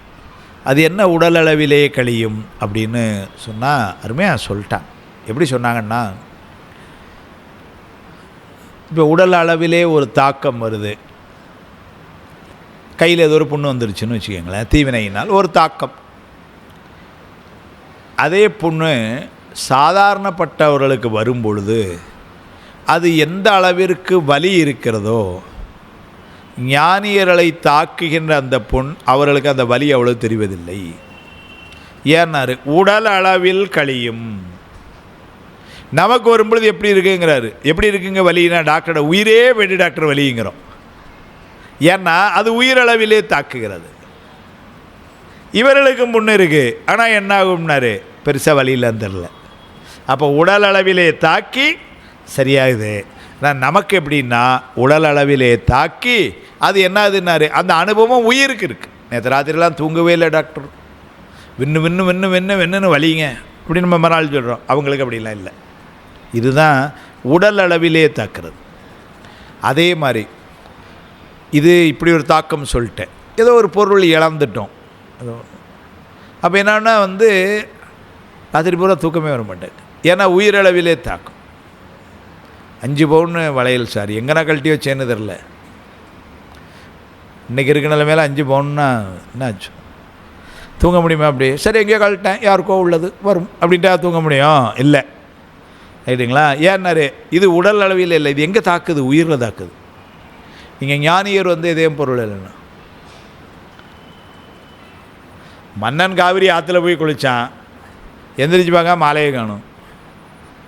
என்ன பண்ணா? ஐயோ அப்பான்னு சொல்ல, என்ன சொன்னா? அதான் ஆனைக்கா பெருமானுக்கே ஆகட்டும்ட்டான். மறுநாள் காலையில் அவர் எடுத்து போய் அபிஷேகம் பண்ணுறாரு, மாலை அதில் கிடக்கு. அப்படின்னா சுவாமி எப்படி செய்யறான் பாருங்க. அது ஆனைக்கா பெருமானுக்கே ஆகட்டும்னா அதனால அது ஆனைக்கா பெருமானு போச்சு. எந்த பாவிக்கு கிடச்சதோன்னு சொல்லியிருந்தோம்னு வச்சுக்கோங்க, அந்த பாவி யாரும் உனக்கு தெரியாது, போயிடும். இது உயர்ந்த நிலை. அதனால் நம்மளால் இருந்தால் வீட்டுக்கே வராமல் அந்த கடற்கரையிலே கொஞ்சம் உட்காந்து அழுதுட்டு அதங்கரையிலே உட்காந்து வேறு என்ன பண்ண முடியும்னு சொல்லுங்கள்? என்ன போச்சு அப்படின்னு வாங்கி கொடுக்கும்பொழுதே எங்கள் வீட்டுக்காரர் திட்டிக்கிட்டே தான் கொடுத்தார். அவர் வாய் வச்சார் போயிட்டு அப்படின்னு அவருக்கு 2 திட்டம் கொடுத்துட்டு நாம் தொலைச்சிட்டு அவ்வளோதானே முடியும். அதுக்கு மேலே இல்லையா? அவன் மன்னன் என்ன பண்ணான்னா, அது அணைக்கா பெருமான காட்டு. மறுநாள் குடத்துலேருந்து போய் தண்ணி ஊற்றுனா அந்த சாமிகள் எவ்வளோ செஞ்சுருக்கிறான் பாருங்க சாமி. அதுதான் சொல்லார். அதனால் எடுத்த உடற்கு ஏய்ந்த கண்மம் எப்போதும் ஊட்டும். ஆனால் பிரார்த்த வினையை கழிச்சு தான் ஆகணும். யாராக இருந்தாலும் பிரார்த்த வினையிலேருந்து தப்பிக்க முடியாது, கழிச்சு தானே. ஏன்னா உடல் அளவிலே நீங்கும். ஆனால் அது எப்படின்னாரு, விடுத்து விட்டோம் என்பர் விழலார்னார். விடுத்துட்டோம்னு சொல்ல முடியாது.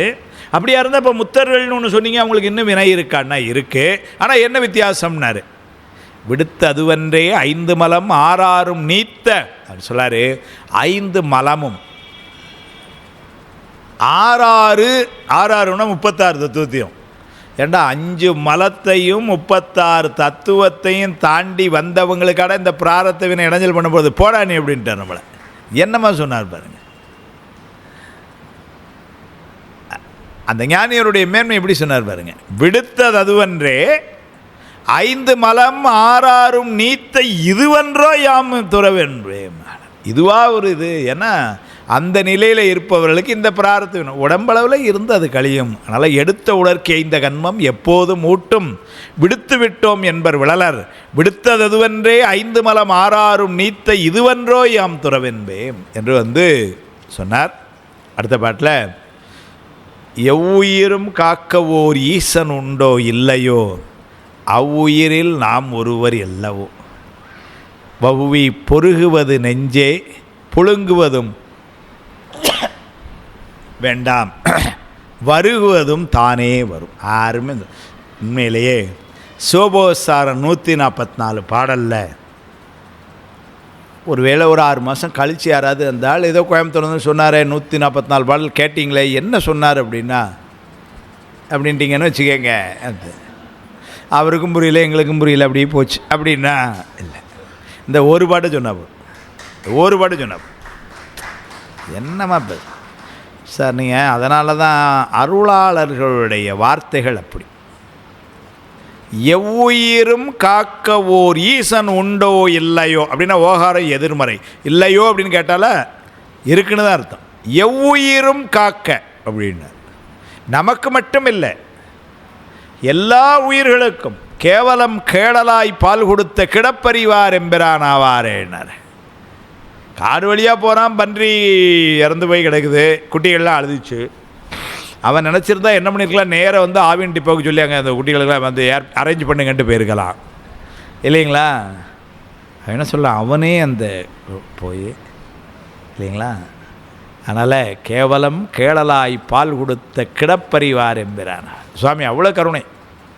அதனால் எவ்வுயிரும் காக்க ஓர் ஈசன் உண்டோ இல்லையோ, அவ்வுயிரில் நாம் ஒருவர் அல்லவோனர். நம்ம எங்கே சார் இருக்கிறோம்? அந்த உயிர் கூட்டத்தில் தானே இருக்கிறோம். அப்போ ஏன் பயப்படுறீங்கிறார். நீங்கள் என்ன வெளியே எங்கேயோவாது இருக்கீங்க? எல்லா உயிரையும் காக்கிறது அவன் வேலை. நீங்கள் யாருன்னாரு? அந்த உயிரில் ஒருத்தர். அப்புறம் என்ன அப்புறம் அவன் தான் கூட எல்லாரையும் இந்த பஸ்ஸில் ஏற்றிட்டு போயிடுவாங்க. சரி, நீங்கள் என்னன்னா பஸ்ஸுக்கு தான் நீங்கள், அப்புறம் ஏன் கவலைப்படுறீங்க? ஆனால் நமக்கு மட்டும் பயமாக இருக்குது. அதுக்கு பயத்துக்கு காரணம் என்னென்னா, இல்லை சார் அந்த அவங்களெல்லாம் கழட்டி விட்டு நம்மளை கூட்டு போயிட்டால் பரவாயில்லன்னு பார்த்தேன். இப்படி நம்ம நினைப்பு இருக்க போய் தான். அதனால் சாமி என்ன சொன்னார்? எவ்வுயிரும் காக்க ஓர் ஈசன் உண்டோ இல்லையோ அப்படின்னா ஓகாரம் எதிர்மறை இலக்கணம். அதனால் இல்லையோன்னா இல்லாமல் இல்லை, இருக்கிறேன். உண்டோன்னா இருக்கான் சாமி. எவ்வுயிரும் காக்க ஓர் ஈசன் உண்டோ இல்லையோ, அவ்வுயிரில் நாம் ஒருவர் அல்லவோ. வவ்வி பொருகுவது நெஞ்சே. பொருகுவதுன்னா வெறுத்து, யாரையும் வேண்டான்னு வெறுத்து இந்த மனசு. வவ்வி பொருகுவது நெஞ்சே புழுங்குவதும் வேண்டாம்னு. புழுங்குவதும்னா என்ன அர்த்தம்? யாரையும் நினச்சி மனசுக்குள்ளே ரொம்ப புழுங்கி கொண்டு இருக்கிறோம்ல, அப்படி இப்படின்னு. அதெல்லாம் வேணான்ட்டு. ஏன்னாரு எல்லாரையும் காப்பது அவன்தான். அப்புறம் ஏன் நீங்கள் அவர் இப்படி இவர் இப்படிலாம் நினைக்கணும்? எல்லாருமே அதுக்கு கீழே அவருக்கு கீழே தானே இருக்க போகிறோம். எல்லாரையும் அவன் காக்க போகிறான். அப்புறம் ஏன் நம்ம பக்கத்தில் இருக்கிறோம் அவன் இப்படி எத்த சீட்டில் இருக்கோம் இப்படி அப்படி ஒன்றும் நினைக்க வேண்டாம். ரெண்டும் சொல்லிட்டார். வவ்வி பொருகுவது நெஞ்சே புழுங்குவதும் வேண்டாம், வருகுவதும் தானே வரும்னர். வாரியார் சுவாமி அடிக்க சொல்ல, வருவது தானே வரும்பர். வருவது தானே வரும்பர் சொல்லு. அதில் வருகுவதும் தானே வரும். உண்மையிலேயே அருணையாரை நம்ம வகுப்பு நினச்சி சிந்திக்கிறோன்னா ஏன் சொல்கிறேன் பாருங்கள். வருவதும் தானே வரும், இதுதான் சொல்லு. இப்போ நானாக இருந்தால் எனக்கு படித்த உடனே என்ன தெரிஞ்சிடும்? நன்மை வரணும்னு இருந்தால் வரும், தீமை வரணும்னு இருந்தால் வரும், அவ்வளோதானே. அதான பொருள் கொள்ள முடியும். வருவதும் தானே வரும். அவர் உரை எழுதுகிறாரு, நாம் வேண்டாதே வரும், அதாவது நன்மையும் வேண்டதற்பாலைய நன்மையும் அவன் அருளால் நாம் வேண்டாதே வரும். நன்மையும் அப்படின்னு என்ன அர்த்தம் அப்படின்னா தானாக வரும். சுவாமி அவர் எழுதுகிறார், நமக்கு வேண்டதற்பாலைய நன்மையும் நமக்கு வரணும்னு இருந்தால் அவன் அருளால் நாம் வேண்டாதே வரும், தானாய் வந்துடும். சரி, நான் அடுத்த வரி நம்ம எழுதிடணும், நமக்கு வர வேண்டிய தீமையும் வேண்டாதே வரும், அப்படி தானே எழுதணும். அவர் எழுதுகிறாரு, நன்மையும் அவன் அருளால் நாம் வேண்டாதே வரும், வெற்கற்பாலதாய தீமையும் நாம் வெறாதே நீங்கும் ஆகலான்னு. எவ்வளோ பாசிட்டிவ் எழுதினார் பாருங்க. நன்மையை சொல்லும் பொழுது எப்படி சொன்னார்னா தானே வரும், தீமையை சொன்னார் தாமே நீங்கும். நீங்கள் ஏன் கொல்லப்படுறீங்க? அங்கே தாமே வரும்னு சொல்லலை தீமையை. நன்மையை சொல்லும் பொழுது அது தானே வரும், தீமையை சொல்லும் பொழுது அது தானே நீங்கும். நம்மளாக இருந்தால் தீமையும் தானே வரும்னு தான் நினைப்போம் அந்த இடத்துல. சுவாமி அப்படி எழுதுகிறாரு அருணையார்.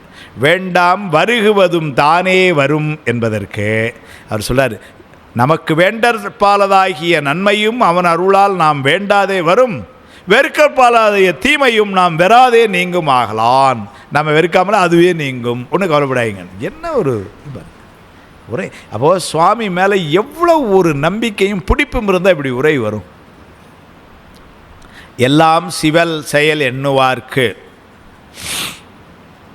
அருமையாக ஒரு வார்த்தை எழுதினார், உரை எழுதினார். நான் அந்த உரை அப்படி தான் வாசிக்கிறேன். இது எல்லாம் சிவன் செயல் என்று எண்ணுவார்க்கு யாதொரு முயற்சியின் கண்ணும் மன எழுச்சி செல்லாமை. என்ன இன்னைக்கு ஒரு கேள்வி எல்லாரும் கேட்குறாங்க. சார் எல்லாம் சிவன் செயல், பையன் ஏன் மார்க் வாங்கிரு, என்னப்பா இவ்வளோ கம்மியாக வாங்கியிருக்கேன்? எல்லாம் சிவன் செயல் அப்படிங்க. அது மாதிரி தானே ஆயிரும். ஒரு வேலைக்கு போடா, வருகுவது தானே வரும் அப்படின்னு வேலைக்கு போகாமல் வீட்டில் உட்காந்துருந்தான்னு வச்சுக்கோங்க, கேள்வி வரும்ல. எழுதுறாரு, அவர் எழுதுறாரு, எல்லாம் சிவன் செயல் என்று எண்ணுவார்க்கு யாதொரு முயற்சியின் கண்ணும் மன எழுச்சி செல்லாமையன் அவர் தம் குடியினரை அன்றி தம்மையும் உண்டி முதலியவற்றால் காக்க மாட்டாது கடிதின் மாய்ந்தொழில் அவராலோ என்னும் ஐயப்பாட்டினை நீக்கி. என்ன சொல்கிறாரு? அந்த மாதிரி அப்படி எல்லாம் சுவாமி அப்படின்னு நினச்சிருந்தா தமக்கு மட்டுமில்லை தம்ம கூட இருக்கிறவங்களுக்கும் சாப்பாடு தயார் பண்ணி கொடுக்க, அப்படி கொடுக்காம ஒரு உதாரணத்துக்கு எழுதுறாரு. அப்படி இதானா அது தவறாயிருமே அப்படின்னு சொல்லி அவ்வாறு ஏற்படுகின்ற ஐயத்திற்கு பதில் அப்படின்ட்டு எழுதுகிறார். என்ன எழுதினார் பாருங்க, அனைத்து உயிர்களையும் அவற்றிற்கு ஆவண செய்து காப்பான் அருளுருவாகிய முதல்வன் என்பது உண்மையாகாது. இல்லைன்னா அப்படி போயிடும். அப்படின்னா எல்லாத்தையும் அவன் காப்பான்ங்கிறதுக்கு அர்த்தம் இல்லாமல் போயிடும். இப்போ நான் இன்றைக்கி ராத்திரி வீட்டுக்கு போகிறேன், வீட்டில் சொல்லிட்டாங்க தோசையெல்லாம் சுட்டு தரல. என்ன சொல்லிட்டாங்க அப்படின்னு, எல்லாம் தானே வருகுவதும் தானே வரும் அப்படின்னு போய் படுத்துக்கிட்டாங்கன்னு வச்சுக்கோங்க. கேட்டால் நீங்கள் சொன்ன சோபாசாரம் தான், இது மற்றதெல்லாம் படிக்க மாட்டாங்க, இதை மட்டும் படிச்சிருவாங்க வந்து.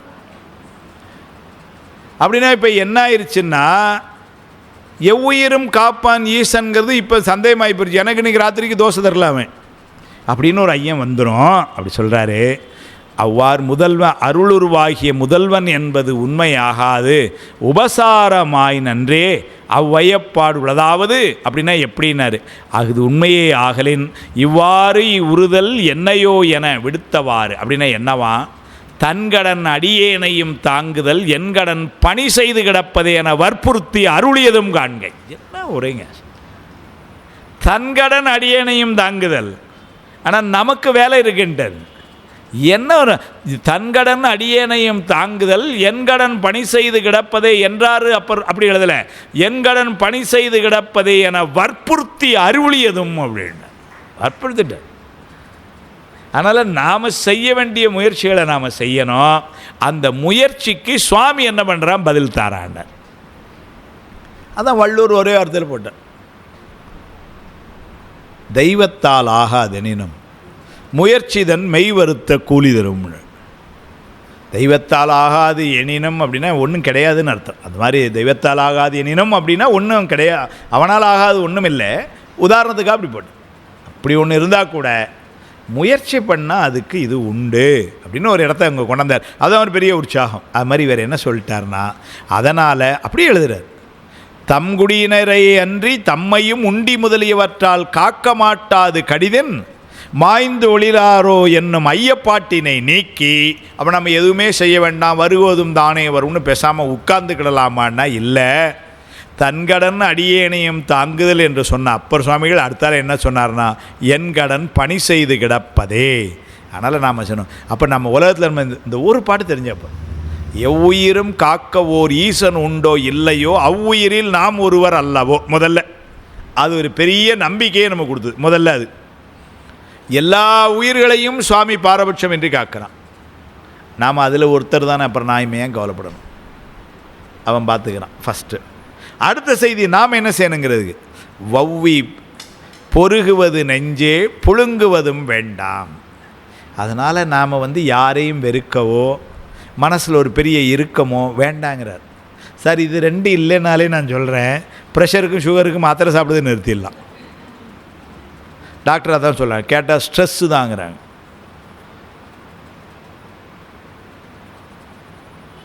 நம்ம அந்த மாதிரி புழுங்குவதும் வேண்டாம், புழுகவும் வேண்டாம், புழுங்கவும் வேண்டாம். அந்த பம்பு இல்லாமல் இருந்துட்டு போகலாமே இல்லைங்களா. அப்படி இருந்தவன்னு வச்சுக்கோங்க, சாமி வருவதும் தானே வரும். அப்படி இருந்தால் சுவாமி என்ன பண்ணுறான்னாரு, அப்போ அருமையான இடத்த உதாரணத்துக்கு காட்டிட்டேன். தன்கடன் அடியேனையும் தாங்குதல் அது சுவாமி செய்வான், ரைட்டு, அது சுவாமியுடைய கடமை. நம்முடைய கடமை என்னன்னாரு, என் கடன் பணி செய்தல். இப்போ சுவாமிகள் தான் அப்படிதான் சொல்ல, தன்னை அடைந்தார் வினை தீர்ப்பதன்றோ தலையாயவர் தம் கடன் ஆவதானார். அது அவனுடைய கடன், நம்முடைய வினை தீர்க்கிறதுக்கு. நாம் என்ன செய்யணும்னாரு, தன்னை அடைந்தார், நாம் அங்கே போய் நிற்கணும். இல்லை வினையை தான் அவர் நீக்குவார்னு சொன்னாங்க, அதான் அவர் ஆலய கடமைன்னு பார்த்துக்கிட்டு இருக்கேன் அப்படின்னு இருக்கக்கூடாது. நாம் அவனை போய் அடையணும். நம்ம அவனை போய் அடையிறதுனா என்ன அர்த்தம், இந்த ஆனவமலை சாப்பில் இருந்தவங்க எல்லாம் திருவூரில் என்று அவன் திருவடியில் போய் நிற்கிறது. அவ்வாறு நிற்பவர்களுக்கு சுவாமி என்ன பண்ணாரு, அவருடைய வினையெல்லாம் நிற்கிறான். தன்னை அடைந்தார் வினை தீர்ப்பதன்றோ தலையாயவர் தம் கடன் ஆகுதுதான்.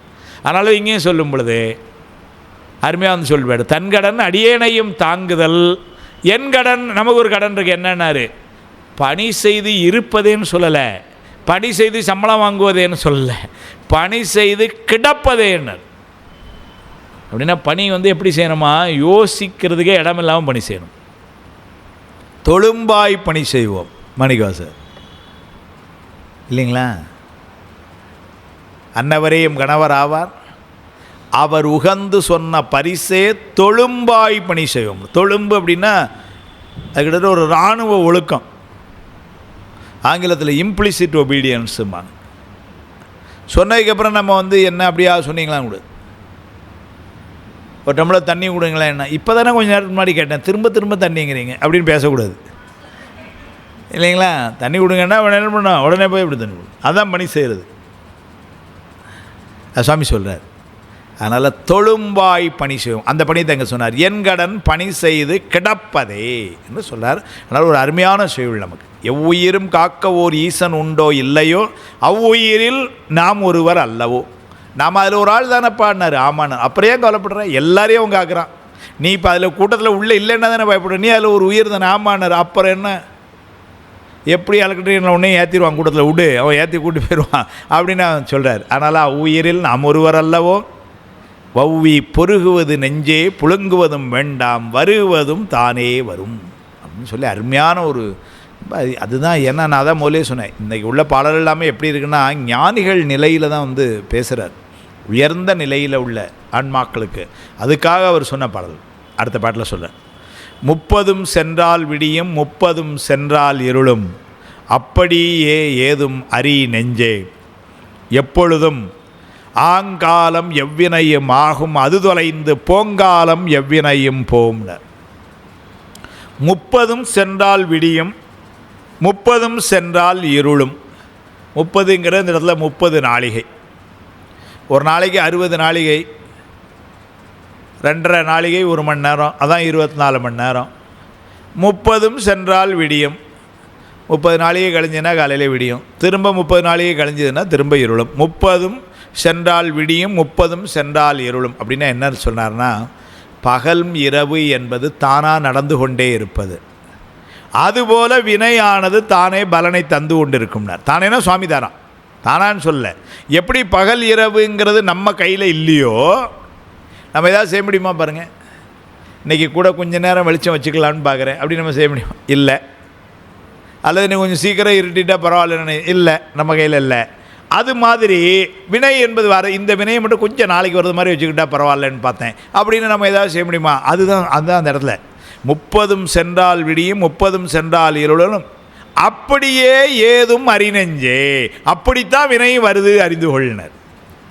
எப்படி இரவும் பகலும் என்பது நம்ம கையில் இல்லையோ அதுபோல் வினை வாரதும் திடீர்னு ஒரு நாள் வைத்த வலிக்கு டாக்டர்கிட்ட போகிறோம், அது என்ன சொல்லிட்டு வருதா இல்லைன்னா, அது சார் நாளைக்கு வந்திருந்தால் பரவாயில்ல, அது இன்றைக்கே வந்துட்டு அப்படின்னா இல்லைங்களா. பரீட்சை எழுதும்பொழுதெல்லாம் வைத்த வலி வரவே செய்யாது. பரீட்சை முடிஞ்சு லீவ் விட்டு அன்னைக்கு காலையில் வந்துடும், வருத்தமாக இருக்கும், ஏற முடியாது. அதனால் சொல்கிறேன், அப்படியே ஏதும் அறிநெஞ்சே எப்பொழுதும் ஆங்காலம் எவ்வினையும் ஆகும். ஆங்காலம் எவ்வினையும் ஆகும், எவ்வினையும் ஆகும் காலத்து ஆகும். நாம் தடுக்கவே முடியாது, எதையுமே தடுக்க முடியாது.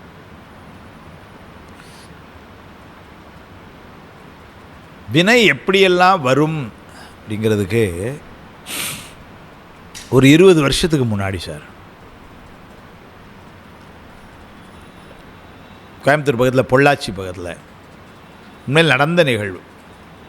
ஒரு லெவல் கிராசிங், ஒருத்தர் பைக்கில் வந்தார், நிதானமாக வந்துட்டு இருந்தார், ரொம்ப அருமையாக ஹெல்மெட் போட்டிருக்கார், லெஃப்ட்லேயே வரார், ரொம்ப நிதானமான ஓட்டம்.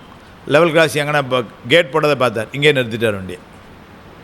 அவர் உடனே ட்ரெயின் வர்றதுக்குள்ளே இப்படி போய் அப்படி போயிடலாம்லாம் போல வந்த முன்னாடின்ட்டு. இப்போ அவர் மேலே எந்த தப்பும் இல்லைன்ட்டு. நீங்கள் சொன்னால் நம்ப மாட்டீங்க, நடந்த நிகழ்வு. ஒரு கழுகு மேலே ஒரு பாம்பை கழுவிட்டு வருது. அந்த பாம்பு அந்த கழுகிட்ட இருந்து தப்பிக்கிறதுக்கு முயற்சி பண்ணுது.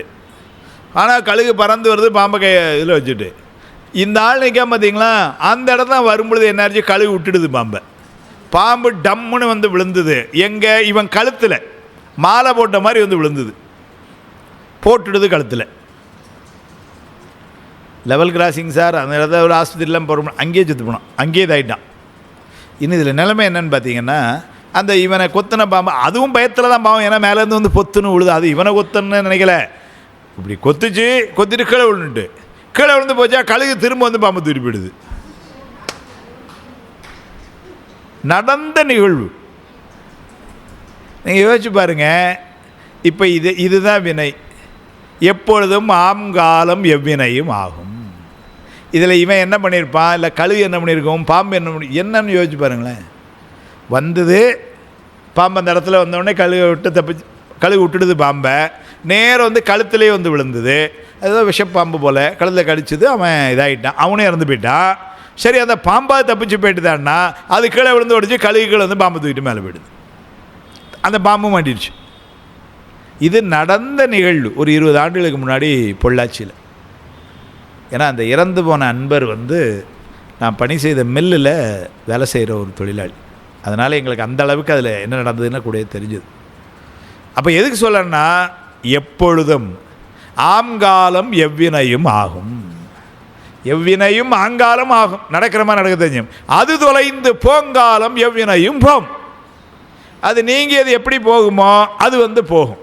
அதனால் உலகினர் விருப்பத்தின் வழி வினை வாரதும் நம்முடைய விருப்பத்தின் வழி அது போகிறதும் இல்லை.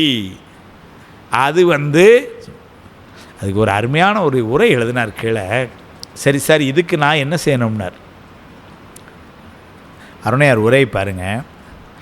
எல்லாம் சிவன் செயல் என்று எண்ணுதல் எம்மனோர்க்கு இயலுமாறு இல்லை என்பார்க்கு. எல்லாம் சிவன் செயல்னு அப்படிலாம் என்னால் எண்ணவே முடியல சார் அப்படின்னு சொல்கிறவங்களுக்கு இவர் எழுதுகிறார். எம்மனோர்க்கு இல்லை அவ்வாறு இயலுமாறு இல்லை என்பார்க்கு அகுது இயலாத ஆயினும், சரி ஒன்றால் எல்லாம் சிவன் செயல் நினைக்க முடியல, பரவாயில்லப்பா. ஆனால் எல்லாம் வினைப்பயன் என்பது நன்னெறி கண் ஒழுகுவார் எல்லாருக்கும் ஒப்ப முடிந்தமையன்னர். ஆனால் நடக்கிற மாதிரி தான் நடக்கும் வினை, அதை ஒத்துக்கிறேன், அது நான் ஒத்துக்கிறேன். ஆனால் எல்லாம் சிவன் செயல்னு சொல்ல தான் என்னால் ஒத்துக்க முடியல அப்படின்னு சொல்கிறவனுக்கு ஒரு பதில் சொல்கிறாரு. ஆனால் நன்னெறியில் ஒழுகிற ஒருத்தனுக்கு சரி எல்லாம் தலையில் எழுத முடிதான் சார் நடக்கும் வினை, அதுபடி தான் நடக்கணும், அதை ஒத்துக்கிறேன் சொல்கிறாரு. எல்லாம் வினைப்பயன் என்பது நன்னெறி கண் ஒழுகுவார் எல்லாருக்கும் ஒப்ப முடிந்தமையன் அதனையேனும் மறத்தல் கூடாமையன். அதையாவது நீ மறக்காமல் இருக்கணும்ல, வினைப்படி தான் நடக்கணும். ஆமாம் சொல்கிறாரு. அவ்வழியும் உனக்கு போந்ததொன்று இல்லை என்பது உணர்த்து முகத்தான், அவ்வழியும் உனக்கு போந்ததொன்று இல்லைன்னாரு. சரி, வினை வழி தான் வருதுன்னா அந்த வினையை கொண்டாடுறதோ மாற்றுறதோ ஒன்றால் முடியாதுல்லைன்னார். ஆமாம் முடியாது. அதனால் எல்லாம் சிவன் செயல் என்று எண்ணுதலே நன்றுன்னார். என்ன உரை பாரு.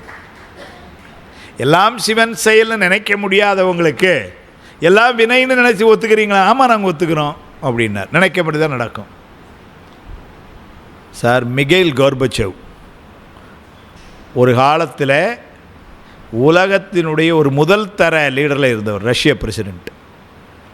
கிட்டத்தட்ட பலாலம் வந்து அப்படி ஒரு டானாக இருந்தார் ரஷ்யா. அப்புறம் ஏதோ ஆச்சு, ஏதோ போச்சு, இந்த கம்யூனிஸ்ட் ஏதோ மாறிச்சுதாச்சு, பதவியை திறந்தார். திறந்து போகும் பொழுது அந்த கம்யூனிச தலைவர் என்ன சொல்லிட்டு போனார்னா, நான் விலகத்தான் வேண்டி இருக்கும் என்றால் விலகத்தான் வேண்டும் அப்படின்ட்டு போனார். வருகுவதும் தானே வரும்னு அந்த ஆள் சொல்லிட்டு போனான் பாருங்க. அப்போ அவன் சிவன் செயல்லாம் சொல்லலை, அதான் சொல்கிறாரு. அருமையாக எழுதுகிறார். எல்லாம் சிவன் செயலை என்று எண்ணுதல் எம்மனோர்க்கு இயலுமாறு இல்லை என்பார்க்கு அகுது இயலாத ஆயினும் எல்லாம் வினைப்பயனே என்பது நன்னெறிக்கண் ஒழுகுவார் எல்லாருக்கும் ஒப்ப முடிந்தமையன். சரி, அதனையேனும் மறத்தல் கூடாமையன், அதை மறக்காமல் இருக்கணும். அவ்வழியும் அந்த வழியும் உனக்கு போந்தது ஒன்று இல்லை என்பது உணர்த்து முகத்தான்னர். உனக்கு போந்தது ஒன்றும் இல்லைன்னா அந்த வினை எப்படி வரும்? வினை எப்படி நான் அதிலிருந்து அதை வெளியே தள்ளிட முடியும்? இதெல்லாம் உன்னால் முடியாதில்ல. அதனால் அந்த வினை கொண்டு வந்து தாரதும் சுவாமிங்கிற உனக்கு அறிவு இருந்தால் எல்லாம் சிவன் செயலே என்று எண்ணுதலே நன்றி என்பது உணர்த்தியவாறு அப்படின்னு அதாங்க சொல்கிறார். 30 சென்றால் விடியும் 30 சென்றால் இருளும். அதுக்கு இன்னொரு நயம் வந்து ரொம்ப நுட்பமாக போனால் 30 சென்றால் விடியும்னர் அப்படின்னா இருள். இருள் என்பது கேவல நிலை. 30 சென்றால் விடியும், விடிஞ்சுது அப்படின்னா வந்து என்ன அர்த்தம்னாரு, அது சகல நிலை. இந்த கேவல சகல நிலை இரண்டும் நமக்குரிய நிலை அல்ல, நாம் இருக்க வேண்டிய நிலை சுத்த நிலை என்பதனை உணர்த்தியவாறு. அதான் வரும். இது எங்கே அப்படின்னு தெரியுதுன்னா, பகல் இரவு அணவிடா நிலையில் சந்ததம் சேர்க்க தயவு செய்யாயோம்பர் பாமன் சாமி. பகல் இரவு இல்லாத இடம் சுவாமி திருவடி. அப்படின்னு என்ன அர்த்தம்? பகலும் இரவு இங்கே இந்த உலகத்தில், அது அங்கே கிடையாது. பகல் என்பது சகலமும், இருள் என்பது கேவலமும். சகல கேவலங்களை எல்லாம் தாண்டின இடம் சுவாமியுடைய திருவடி, அதான் சுத்தம். அதுதான் சொன்னார், 30 சென்றால் விடியும் 30 சென்றால் இருளும் அப்படியே ஏதும் அறிநெஞ்சேன்னா, இந்த கேவல சகல நிலைகளை விட்டு சுத்தத்திலேயே இருக்க வேண்டும் என்பதை அறிநெஞ்சே. நம்ம இருக்க வேண்டிய இடம் அதுதான். அதனால் எப்பொழுதும் ஆம்காலம் எவ்வினையுமே ஆகும். அப்படி நம்ம இருந்துட்டோம்னா வினை வரும் போகும், அதை பற்றி நீங்கள் ஒன்றும் கவலைப்பட வேண்டான்ட்டார். எப்பொழுதும் ஆம்காலம் எவ்வினையும் ஆகும், அது தொலைந்து போங்காலம் போகும். அது வரும், அதுக்கப்புறம் போகும், நம்ம அதை பற்றி ஒன்றும் கவலைப்பட வேண்டாம் அப்படின்ட்டு ஒரு அருமையான ஒரு செய்தியை அங்கே அமைச்சார். அடுத்த பாட்டில் அருமையான ஒரு நுட்பத்தை அடுத்த பாட்டில் அமைக்கிறேன். ஆவலுற்றிடும் சகலத்து ஆவதும் ஆங்கவரே கேவலத்தின் மூழ்கி கிடப்பதுவும் நாரற்றல் இல்லாத சுத்தத்து இருப்பதுவும் இம்மொன்றும் இல்லான் செயல் என்று இரு. ஒரு பெரிய சிக்கல் வருது இந்த பாட்டில். சித்தாந்தம் படித்தோம் எல்லாத்துக்கும் தெரியும். ஆவலுற்றிடும் சகலத்து ஆவதும், இப்போ இருக்க சகல நிலையும், ஆங்கவரே கேவலத்தில் மூழ்கி கிடப்பதும், அங்கேருந்து நாங்கள் வந்தோம், அதனால் கேவல நிலையும், நாரற்றல் இல்லாத சுத்தத்திற்பது. நாரற்றல் இல்லாதன்னா அங்கே முணுமுணுக்கிறதுக்கெலாம் ஒன்றும் இல்லை, ஏன்னா பெருமானுடைய திருவருளில் மகிழ்ச்சியில் தானே இருக்க போகிறோம். அதனால் நாரற்றல் இல்லாத சுத்தத்து இருப்பதுவும், இப்போ கேவலம் சகலம் சுத்தம், அது புரியுது. இம்மூன்றும் இல்லான் செயல் என்று இருனர். இம்மூன்றும் இல்லான் சுவாமி அவனுடைய செயல் என்று இருனர். இந்த மூணும் வாரது, கேவலம் சகலம் சுத்தம் மூணும் வாரது, அந்த மூணும் இல்லாதவனுடைய செயல் என்று நம்ம எடுத்துக்கொள்ளணும்னார். இப்படி சொல்லும் பொழுது என்ன சிக்கல் வருதுன்னா, இருக்கட்டும் வேண்டாம், இருக்கு அப்படி சொன்னால் என்ன ஒரு சிக்கல் வரும்னா, இந்த சகல நிலை என்பது அவன் கொண்டு வந்து தந்தது. மாயாமலத்திலிருந்து தனுகரண புவன போகங்களையும் தந்தது. சுத்த நிலை அவன் தந்தது, இருக்கடையா அவன் தந்தது. அப்போ தான், ஏன்னா முக்தி நிலை என்பது அவன் தராம விட. ஆனால் கேவல நிலையும் அவன் தந்ததுன்னு சொன்னால் அவன் ஏன் கேவல நிலையை தந்தான்னு கேள்வி வந்துடும். ரெண்டாவது, இதுகாரும் வரைக்கும் கேவல நிலையை சுவாமி தந்ததை நம்ம படித்ததே இல்லை. இன்றைக்கி தான் வகுப்பில் சிவபாசாரத்தில் வருது கேவல நிலையை அவன் தந்தான்னு. இவ்வளவு நாள் அது வரவே இல்லை. அது உண்மையும் இல்லை, அது உண்மையும் இல்லை. ஏன்னா கேவநிலை என்பது அனாதியே ஆணவ மலம் உயிரை பற்றி இருக்கின்ற நிலை. அந்த நிலையை கண்டு இறங்கி தான் சுவாமி என்ன பண்ணுறான், இறங்கி வாரான். இறங்கின்னு முதல்ல சொன்னது கருணையினால், அடுத்தல இறங்கி வாராங்கிறது மேலே இருந்து கீழே வந்து நமக்காக என்ன பண்ணுறான், மாயையிலிருந்து இந்த உடல் கருவிகள் உலகம் அதெல்லாம் கொடுத்து இந்த உயிரை முதல்ல கொஞ்சம் செயல்பட அதன் பின்னர் அதனுடைய ஆணவ மலம் குறையும்னு அவன் நினைக்கிறான். அப்போ கேவல நிலைக்கு அவன் காரணம் கிடையாது. ஆனால் இவர் என்ன சொல்லிட்டாரு, இம்மூன்றும் தெளிவாக போட்டார். மூன்றும் கேவலம் சகல சுத்தம் மூன்றும் இல்லான் செயல். இல்லான் செயல்னா இந்த மூணும் இல்லாதவன் சுவாமி, அவனுக்கு கேவலம் சகலம் சுத்தம்லாம் கிடையாது. அப்படி மூணும் இல்லாதவன் அவன் கொடுத்ததுன்ட்டார். கொஞ்சம் நேரம் உட்காந்து யோசித்து பார்த்த பிறந்தான் அருணையார் உதவி பண்ணுறார், இல்லைன்னு சொல்ல அவர் கூட இருக்கார். என்ன சொல்கிறார், இந்த இடத்துல கேவலம் என்பது மகா சங்காரம் செய்த காலத்து கருவிகளெல்லாம் விட்டு நீங்கி நாம் மாயைக்குள்ளே ஒடுங்கிறமே அந்த நிலை கேவலம்னு எழுதுறார். ஏன்னா எப்போ கருவிகளை விட்டு நீங்கிறோமோ அப்போ நம்ம எங்கே போகிறோம்னாரு, கேவலத்தை நோக்கி போகிறோம். இப்போ இரவு தூங்குறோங்க, தூங்கும்பொழுது என்னென்னா சில கருவிகள் செயல்படலை. நம்ம தூங்கும்பொழுது சில கருவிகள் செயல்படாத போது நம்ம எங்கே போகிறோம்னு பார்த்தீங்கன்னா மேலே போல் கீழே போகிறோம். அது நைட்டு 4 தடவை ஃபோன் பண்ணேன் எடுக்கவே இல்லை நீங்கள் அப்படிங்கிறோம். அப்போ என்ன ஆகுதுன்னாரு, அறியாமை.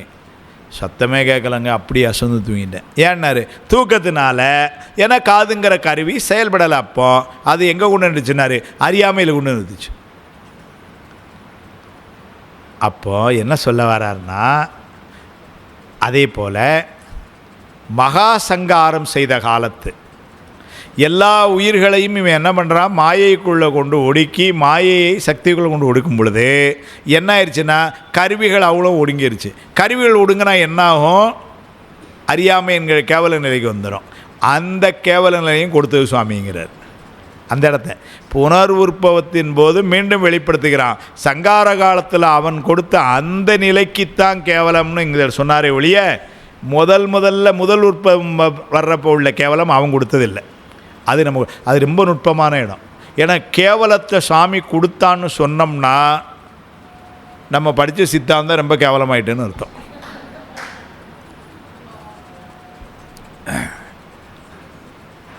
அதனால் கேவலம் என்பது சாமி கொடுத்ததில்லை. ஆனால் இங்கே இம்மூன்றும் இல்லான் செயலென்று இரு அப்படின்னு எழுதினார்னா என்ன அர்த்தம் அப்படின்னா, இந்த இடத்துல சங்கார காலம் செய்யும் பொழுது எப்போ கருவிகளை விட்டு நீங்கிறோமோ அப்போ அறியாமைக்குள்ளே போவோம். முக்தி நிலையில் அப்போ கருவிகள் நீங்குவோமே, அப்போ நீங்கள் அறியாமைக்கு போயிடுவீங்களா அப்படின்னா, அப்போ திருவருள் படித்தோம். முக்தி நிலையில் போகிறப்ப கருவி நீங்கிறோம். அப்போ கருவி நீங்கிறப்ப என்ன ஆகுதுன்னாரு, அங்கே திருவருள் துணை செய்யும், கூட இருக்கும். அதனால் என்ன படிச்சு அறியாமை வராது, திருவருள் என்கின்ற ஒளி கூடன்னு காப்பாற்றிட்டு போயிடும். ஆனால் இப்போ திருவருள் இல்லையான்னாரு, இருக்குது. அப்புறம் அது வேலை செய்யலைன்னாரு. ஆணவமலம் இருக்குல்ல, ஆணவமலம் பரிபாகம் வரைக்கும் தானே சாமி கொடுக்குறான். அதனால் இப்போ ஆணவமலம் இருக்கிறதுனால இப்போ ஒடுக்கும் பொழுது என்னன்னா கேவலத்துக்கு போய் திரும்ப கேவலத்திலிருந்து வெளியே கொண்டாரான். அதைத்தான் இங்கே சொல்கிற கேவலம். ஆவலுற்றிடும் சகலத்து ஆவதும் ஆங்கவரே கேவலத்தின் மூழ்கி கிடப்பதும் நாரற்றல் இல்லாத சுத்தத்து இருப்பதும் இம்மூன்றும் இல்லான் செயலென்று இரும். இதில் ஒரு பெரிய சிறப்பு என்னென்னா, அருணை வடிவேல் உரை பாருங்க சார். அவர் சொன்னப்பறம் தான் இந்த இடமே நல்லா விளங்குச்சுன்னு வச்சுக்கிடுவோம். அது மட்டும் இல்லை, அந்த பாட்டில் இருந்து அதை நம்மளை புரிய வச்சார். எப்படி சொன்னார்னா, கேவலம் சகலம் சுத்தம்னு சொல்லாமல் பாட்டில் சகலம் கேவலம் என்று சுத்தம்னு சொல்லியிருக்காரு. புரிஞ்சுக்கங்கன்ட்டு போயிட்டார். ஏன்னா எங்கேருந்து போகிறோம், சகலத்தில் இருந்து ஒடுக்கும் பொழுது கேவலத்துக்கு போய் அதுக்கப்புறம் திரும்ப வெளியே அடுத்த சுத்தத்துக்கு போகிறோம். அதனால் பாட்டு ஆரம்பமே கேவலம் சகலம் சுத்தம்னு சொல்லலை, ஆவலுற்றிடும் சகலத்து ஆவதுவும் ஆங்கவரே கேவலத்தின் மூழ்கி கிடப்பதும். அப்போ சகலத்தில் இருந்து திரும்ப கேவலத்துக்கு போகிறோம் அப்படின்னா என்ன அர்த்தம்னா, சங்காரம் செய்கின்ற காலத்து போகின்ற அந்த நிலைமையை சொல்கிறாருன்னு அருணையார் எழுதுகிறார். ஏன்னா இந்த நூல் அவ்வளவு நுட்பமான நூல். அதனால் அந்த மாதிரி சில இடங்களை நம்ம புரியலைன்னா மூன்றுமே அவன் தந்ததுன்னு ஒரு பொத்தாம் பொதுவாக அவன் தான் தந்ததுன்னு சொல்லிட்டு போயிட்டோம்னு வச்சுக்கோங்க, தப்பாயிடும். கேவலம் இல்லை அவன் தந்தான்னு சொன்னான்னா தப்பாயிடும். ஏன் அவன் தரணும், அவனே கேவலத்தை கொண்டு போட்டுட்டு அப்புறம் அவனே சகலத்துக்கு வரான்னு பெரிய ஆள் ஆகிக்கிறான் அப்படின்னு பேசிடுவோம் நம்ம. இல்லை. அதனால் ஆவலுற்றிடும் சகலத்து ஆவதும் ஆங்கவரே கேவலத்தின் மூழ்கி கிடப்பதும் நாரற்றல் இல்லாத சுத்தத்து இருப்பதும் இம்மூன்றும் இல்லான் செயல் என்று இரு அப்படின்னு. இதெல்லாம் அப்படின்னா அவ்வாறு இப்போ சகலத்தில் இருக்கிறதும் நம்முடைய செயலால் இல்லை, ஏன்னா சாமி கொடுத்தது. நாளைக்கு அவன் ஊழிக்காலம் என்று வரும் பொழுது நம்மை ஒடுக்கி அப்போ ஒரு கேவலத்துக்கு நம்ம போகிறோன்னா சாமி, நாளை சுத்த நிலைக்கு நம்மளை எடுத்துகிட்டு போகிறான், அதுவும் இது நம்முடைய செயல் ஒன்றும் இல்லை. அடுத்த பாட்டில் பாசம் சடம் உயிரோ தானாக பற்றறியாது ஈசன் இரண்டும் இணைத்து ஆட்டி பூசல் என்றும் செய்பவனே தானே திரும்பி அருள் செய்யாமல் உய்பவர்கள் உண்டோ உலர. பாசம் சடம் இந்த கருவிகரணங்கள்லாம் உயிரை அடையும் அப்படின்னு சொன்னால் அது அறிவற்ற பொருள். அதனால் கருவிகரங்கள் தானாகவும் சரி, பாசம் சடம் முடியாது. சரி, உயிர் போய் இது எடுத்துக்கிட்டோம்னா உயிரோ தானாக பற்றறியாழ்னர். உயிர் தாமே சென்று கருவிகளை எடுத்துக்கொள்ளக்கூடிய ஆற்றல் அதுக்கு இல்லை. கருவிகளும் தானாக பற்றாது, உயிரும் கருவிகளை கொண்டு ஒரு உயிரும் அங்கே போக முடியாது. அப்போது ஈசன் இரண்டும் இணைத்து ஆட்டினர். உயிரையும் கருவிகளையும் இணைத்து ஒரு ஆட்டுறான், அந்த ஆட்டம் தான் இங்கே ஆடிட்டாங்க இப்போ. அதனால் ஈசன் இரண்டும் இணைத்து ஆட்டி பூசல் என்றும் செய்பவனே. பூசல்னால் நம்ம பூசல்னால் ஏதோ சண்டை அப்படின்னு பொருளாயிரும். இந்த இடத்துல பூசல்ங்கிறது என்ன சொன்னார், நீங்க வேண்டிய உலகத்துள் கொடுத்ததுன்னு எழுதினார். நம்ம நீங்க வேண்டிய உலகத்துக்குள்ள சுவாமி கருணை முதல்ல கொண்டு கொடுத்தான். ஏன்னாரு அனுபவம் வர்றதுக்காக. அதனால் கருவிகளை கொடுத்து நம்மளை எங்கே கொண்டாந்தான்னா இந்த உலகத்துக்குள்ளே கொண்டாந்தான். அதுதான் பூசல் என்றும் செய்பவனே தானே திரும்பி அருள் செய்யாமல் உய்பவர்கள் உண்டோன்னர். அதனால் அது அவனே அந்த கருவிகளை கொடுத்த மாதிரி திரும்ப அந்த கருவிகளையும் அவனே எடுக்கலை அப்படின்னு சொன்னால் அதுவும் நம்மால் விட முடியாதுன்னர். கருவிகளை கொடுப்பதும் நம்ம செயல் இல்லை, கருவிகளை விட்டு நீங்குவதும் நம்ம செயல். மாறி நின்று என்னை மயக்கிடும் வஞ்ச புலனைந்தின் வழி அடைத்து அமுதே. சுவாமி வேலை அது, அவன் பார்த்துக்கிறான். அதனால தான் அவன் சொன்னார், பூசல் உள்ள அதுவும் செய்பவனே தானே திரும்பி அருள் செய்யாமல் உய்பவர்கள் உண்டோ உலகினர். அப்படி யாராவது இருக்கிறாங்களான்னார். இல்லைன்னார். அப்போ கருவிகளை கொடுக்கிற மாதிரி கொடுத்ததும் அவன்தான், அதே நேரத்தில் கருவிகளை எடுக்கிறவன். என்னன்னாரு, ரெண்டாக செய்கிறான், அறக்கருணை மரக்கருணை. அவ்வளோதான் அவன் செய்கிற செயல். அடியார்களுக்கு அவன் செய்கிறதெல்லாம் எதை செய்கிறான்னாரு, வேண்டுவார் வேண்டுவதை ஈவான் கண்டாயின்னு எல்லாத்தையும் கொடுக்குறான், அது அறத்தினாலே. அதே நேரத்தில் தப்பு செய்யும் பொழுது என்ன பண்ணுறான் பாருங்கள், தண்டித்து திருத்தி. அதுதான் தண்டனை கொடுக்கறது எப்படின்னார்,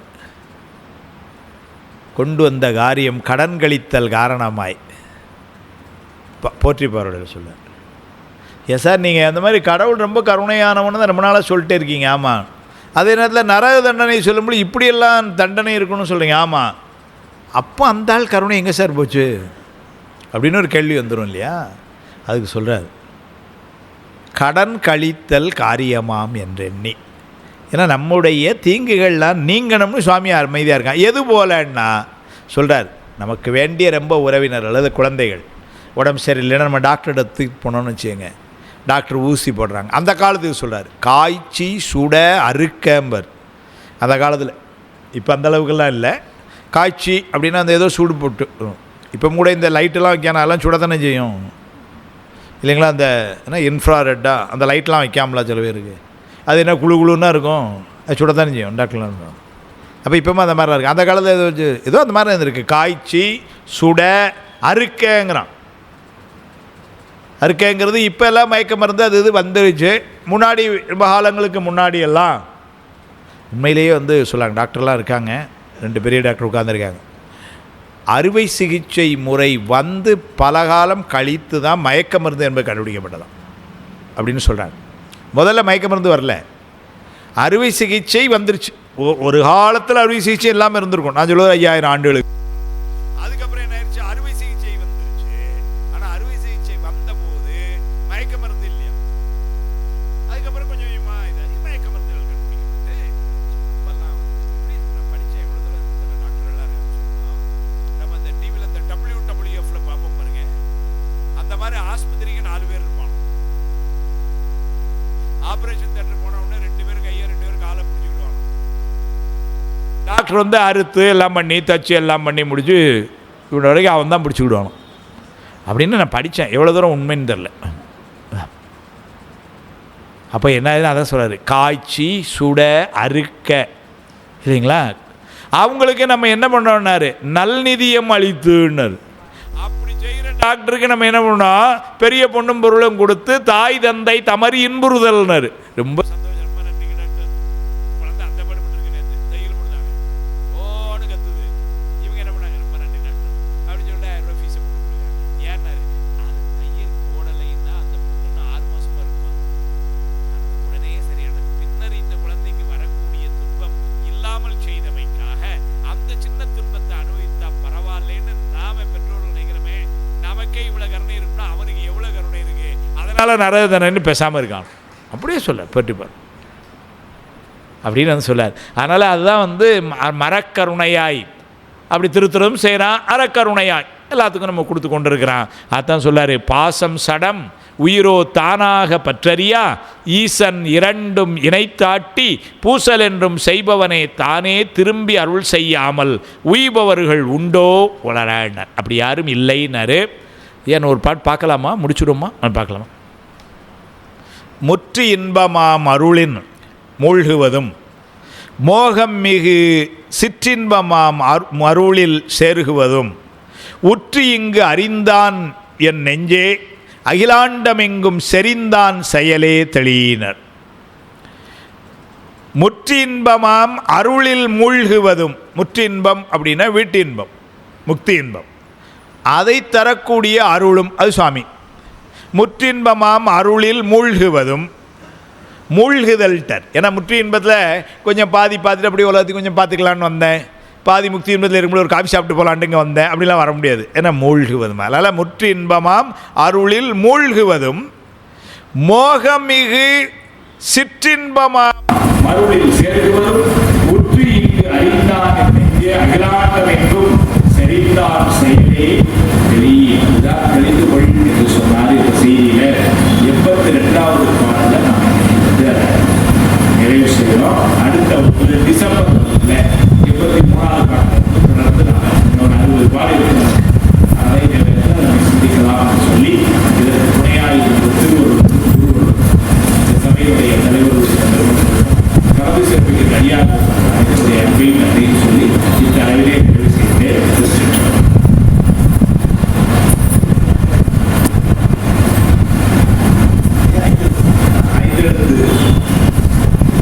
ஓம் நம சிவாய.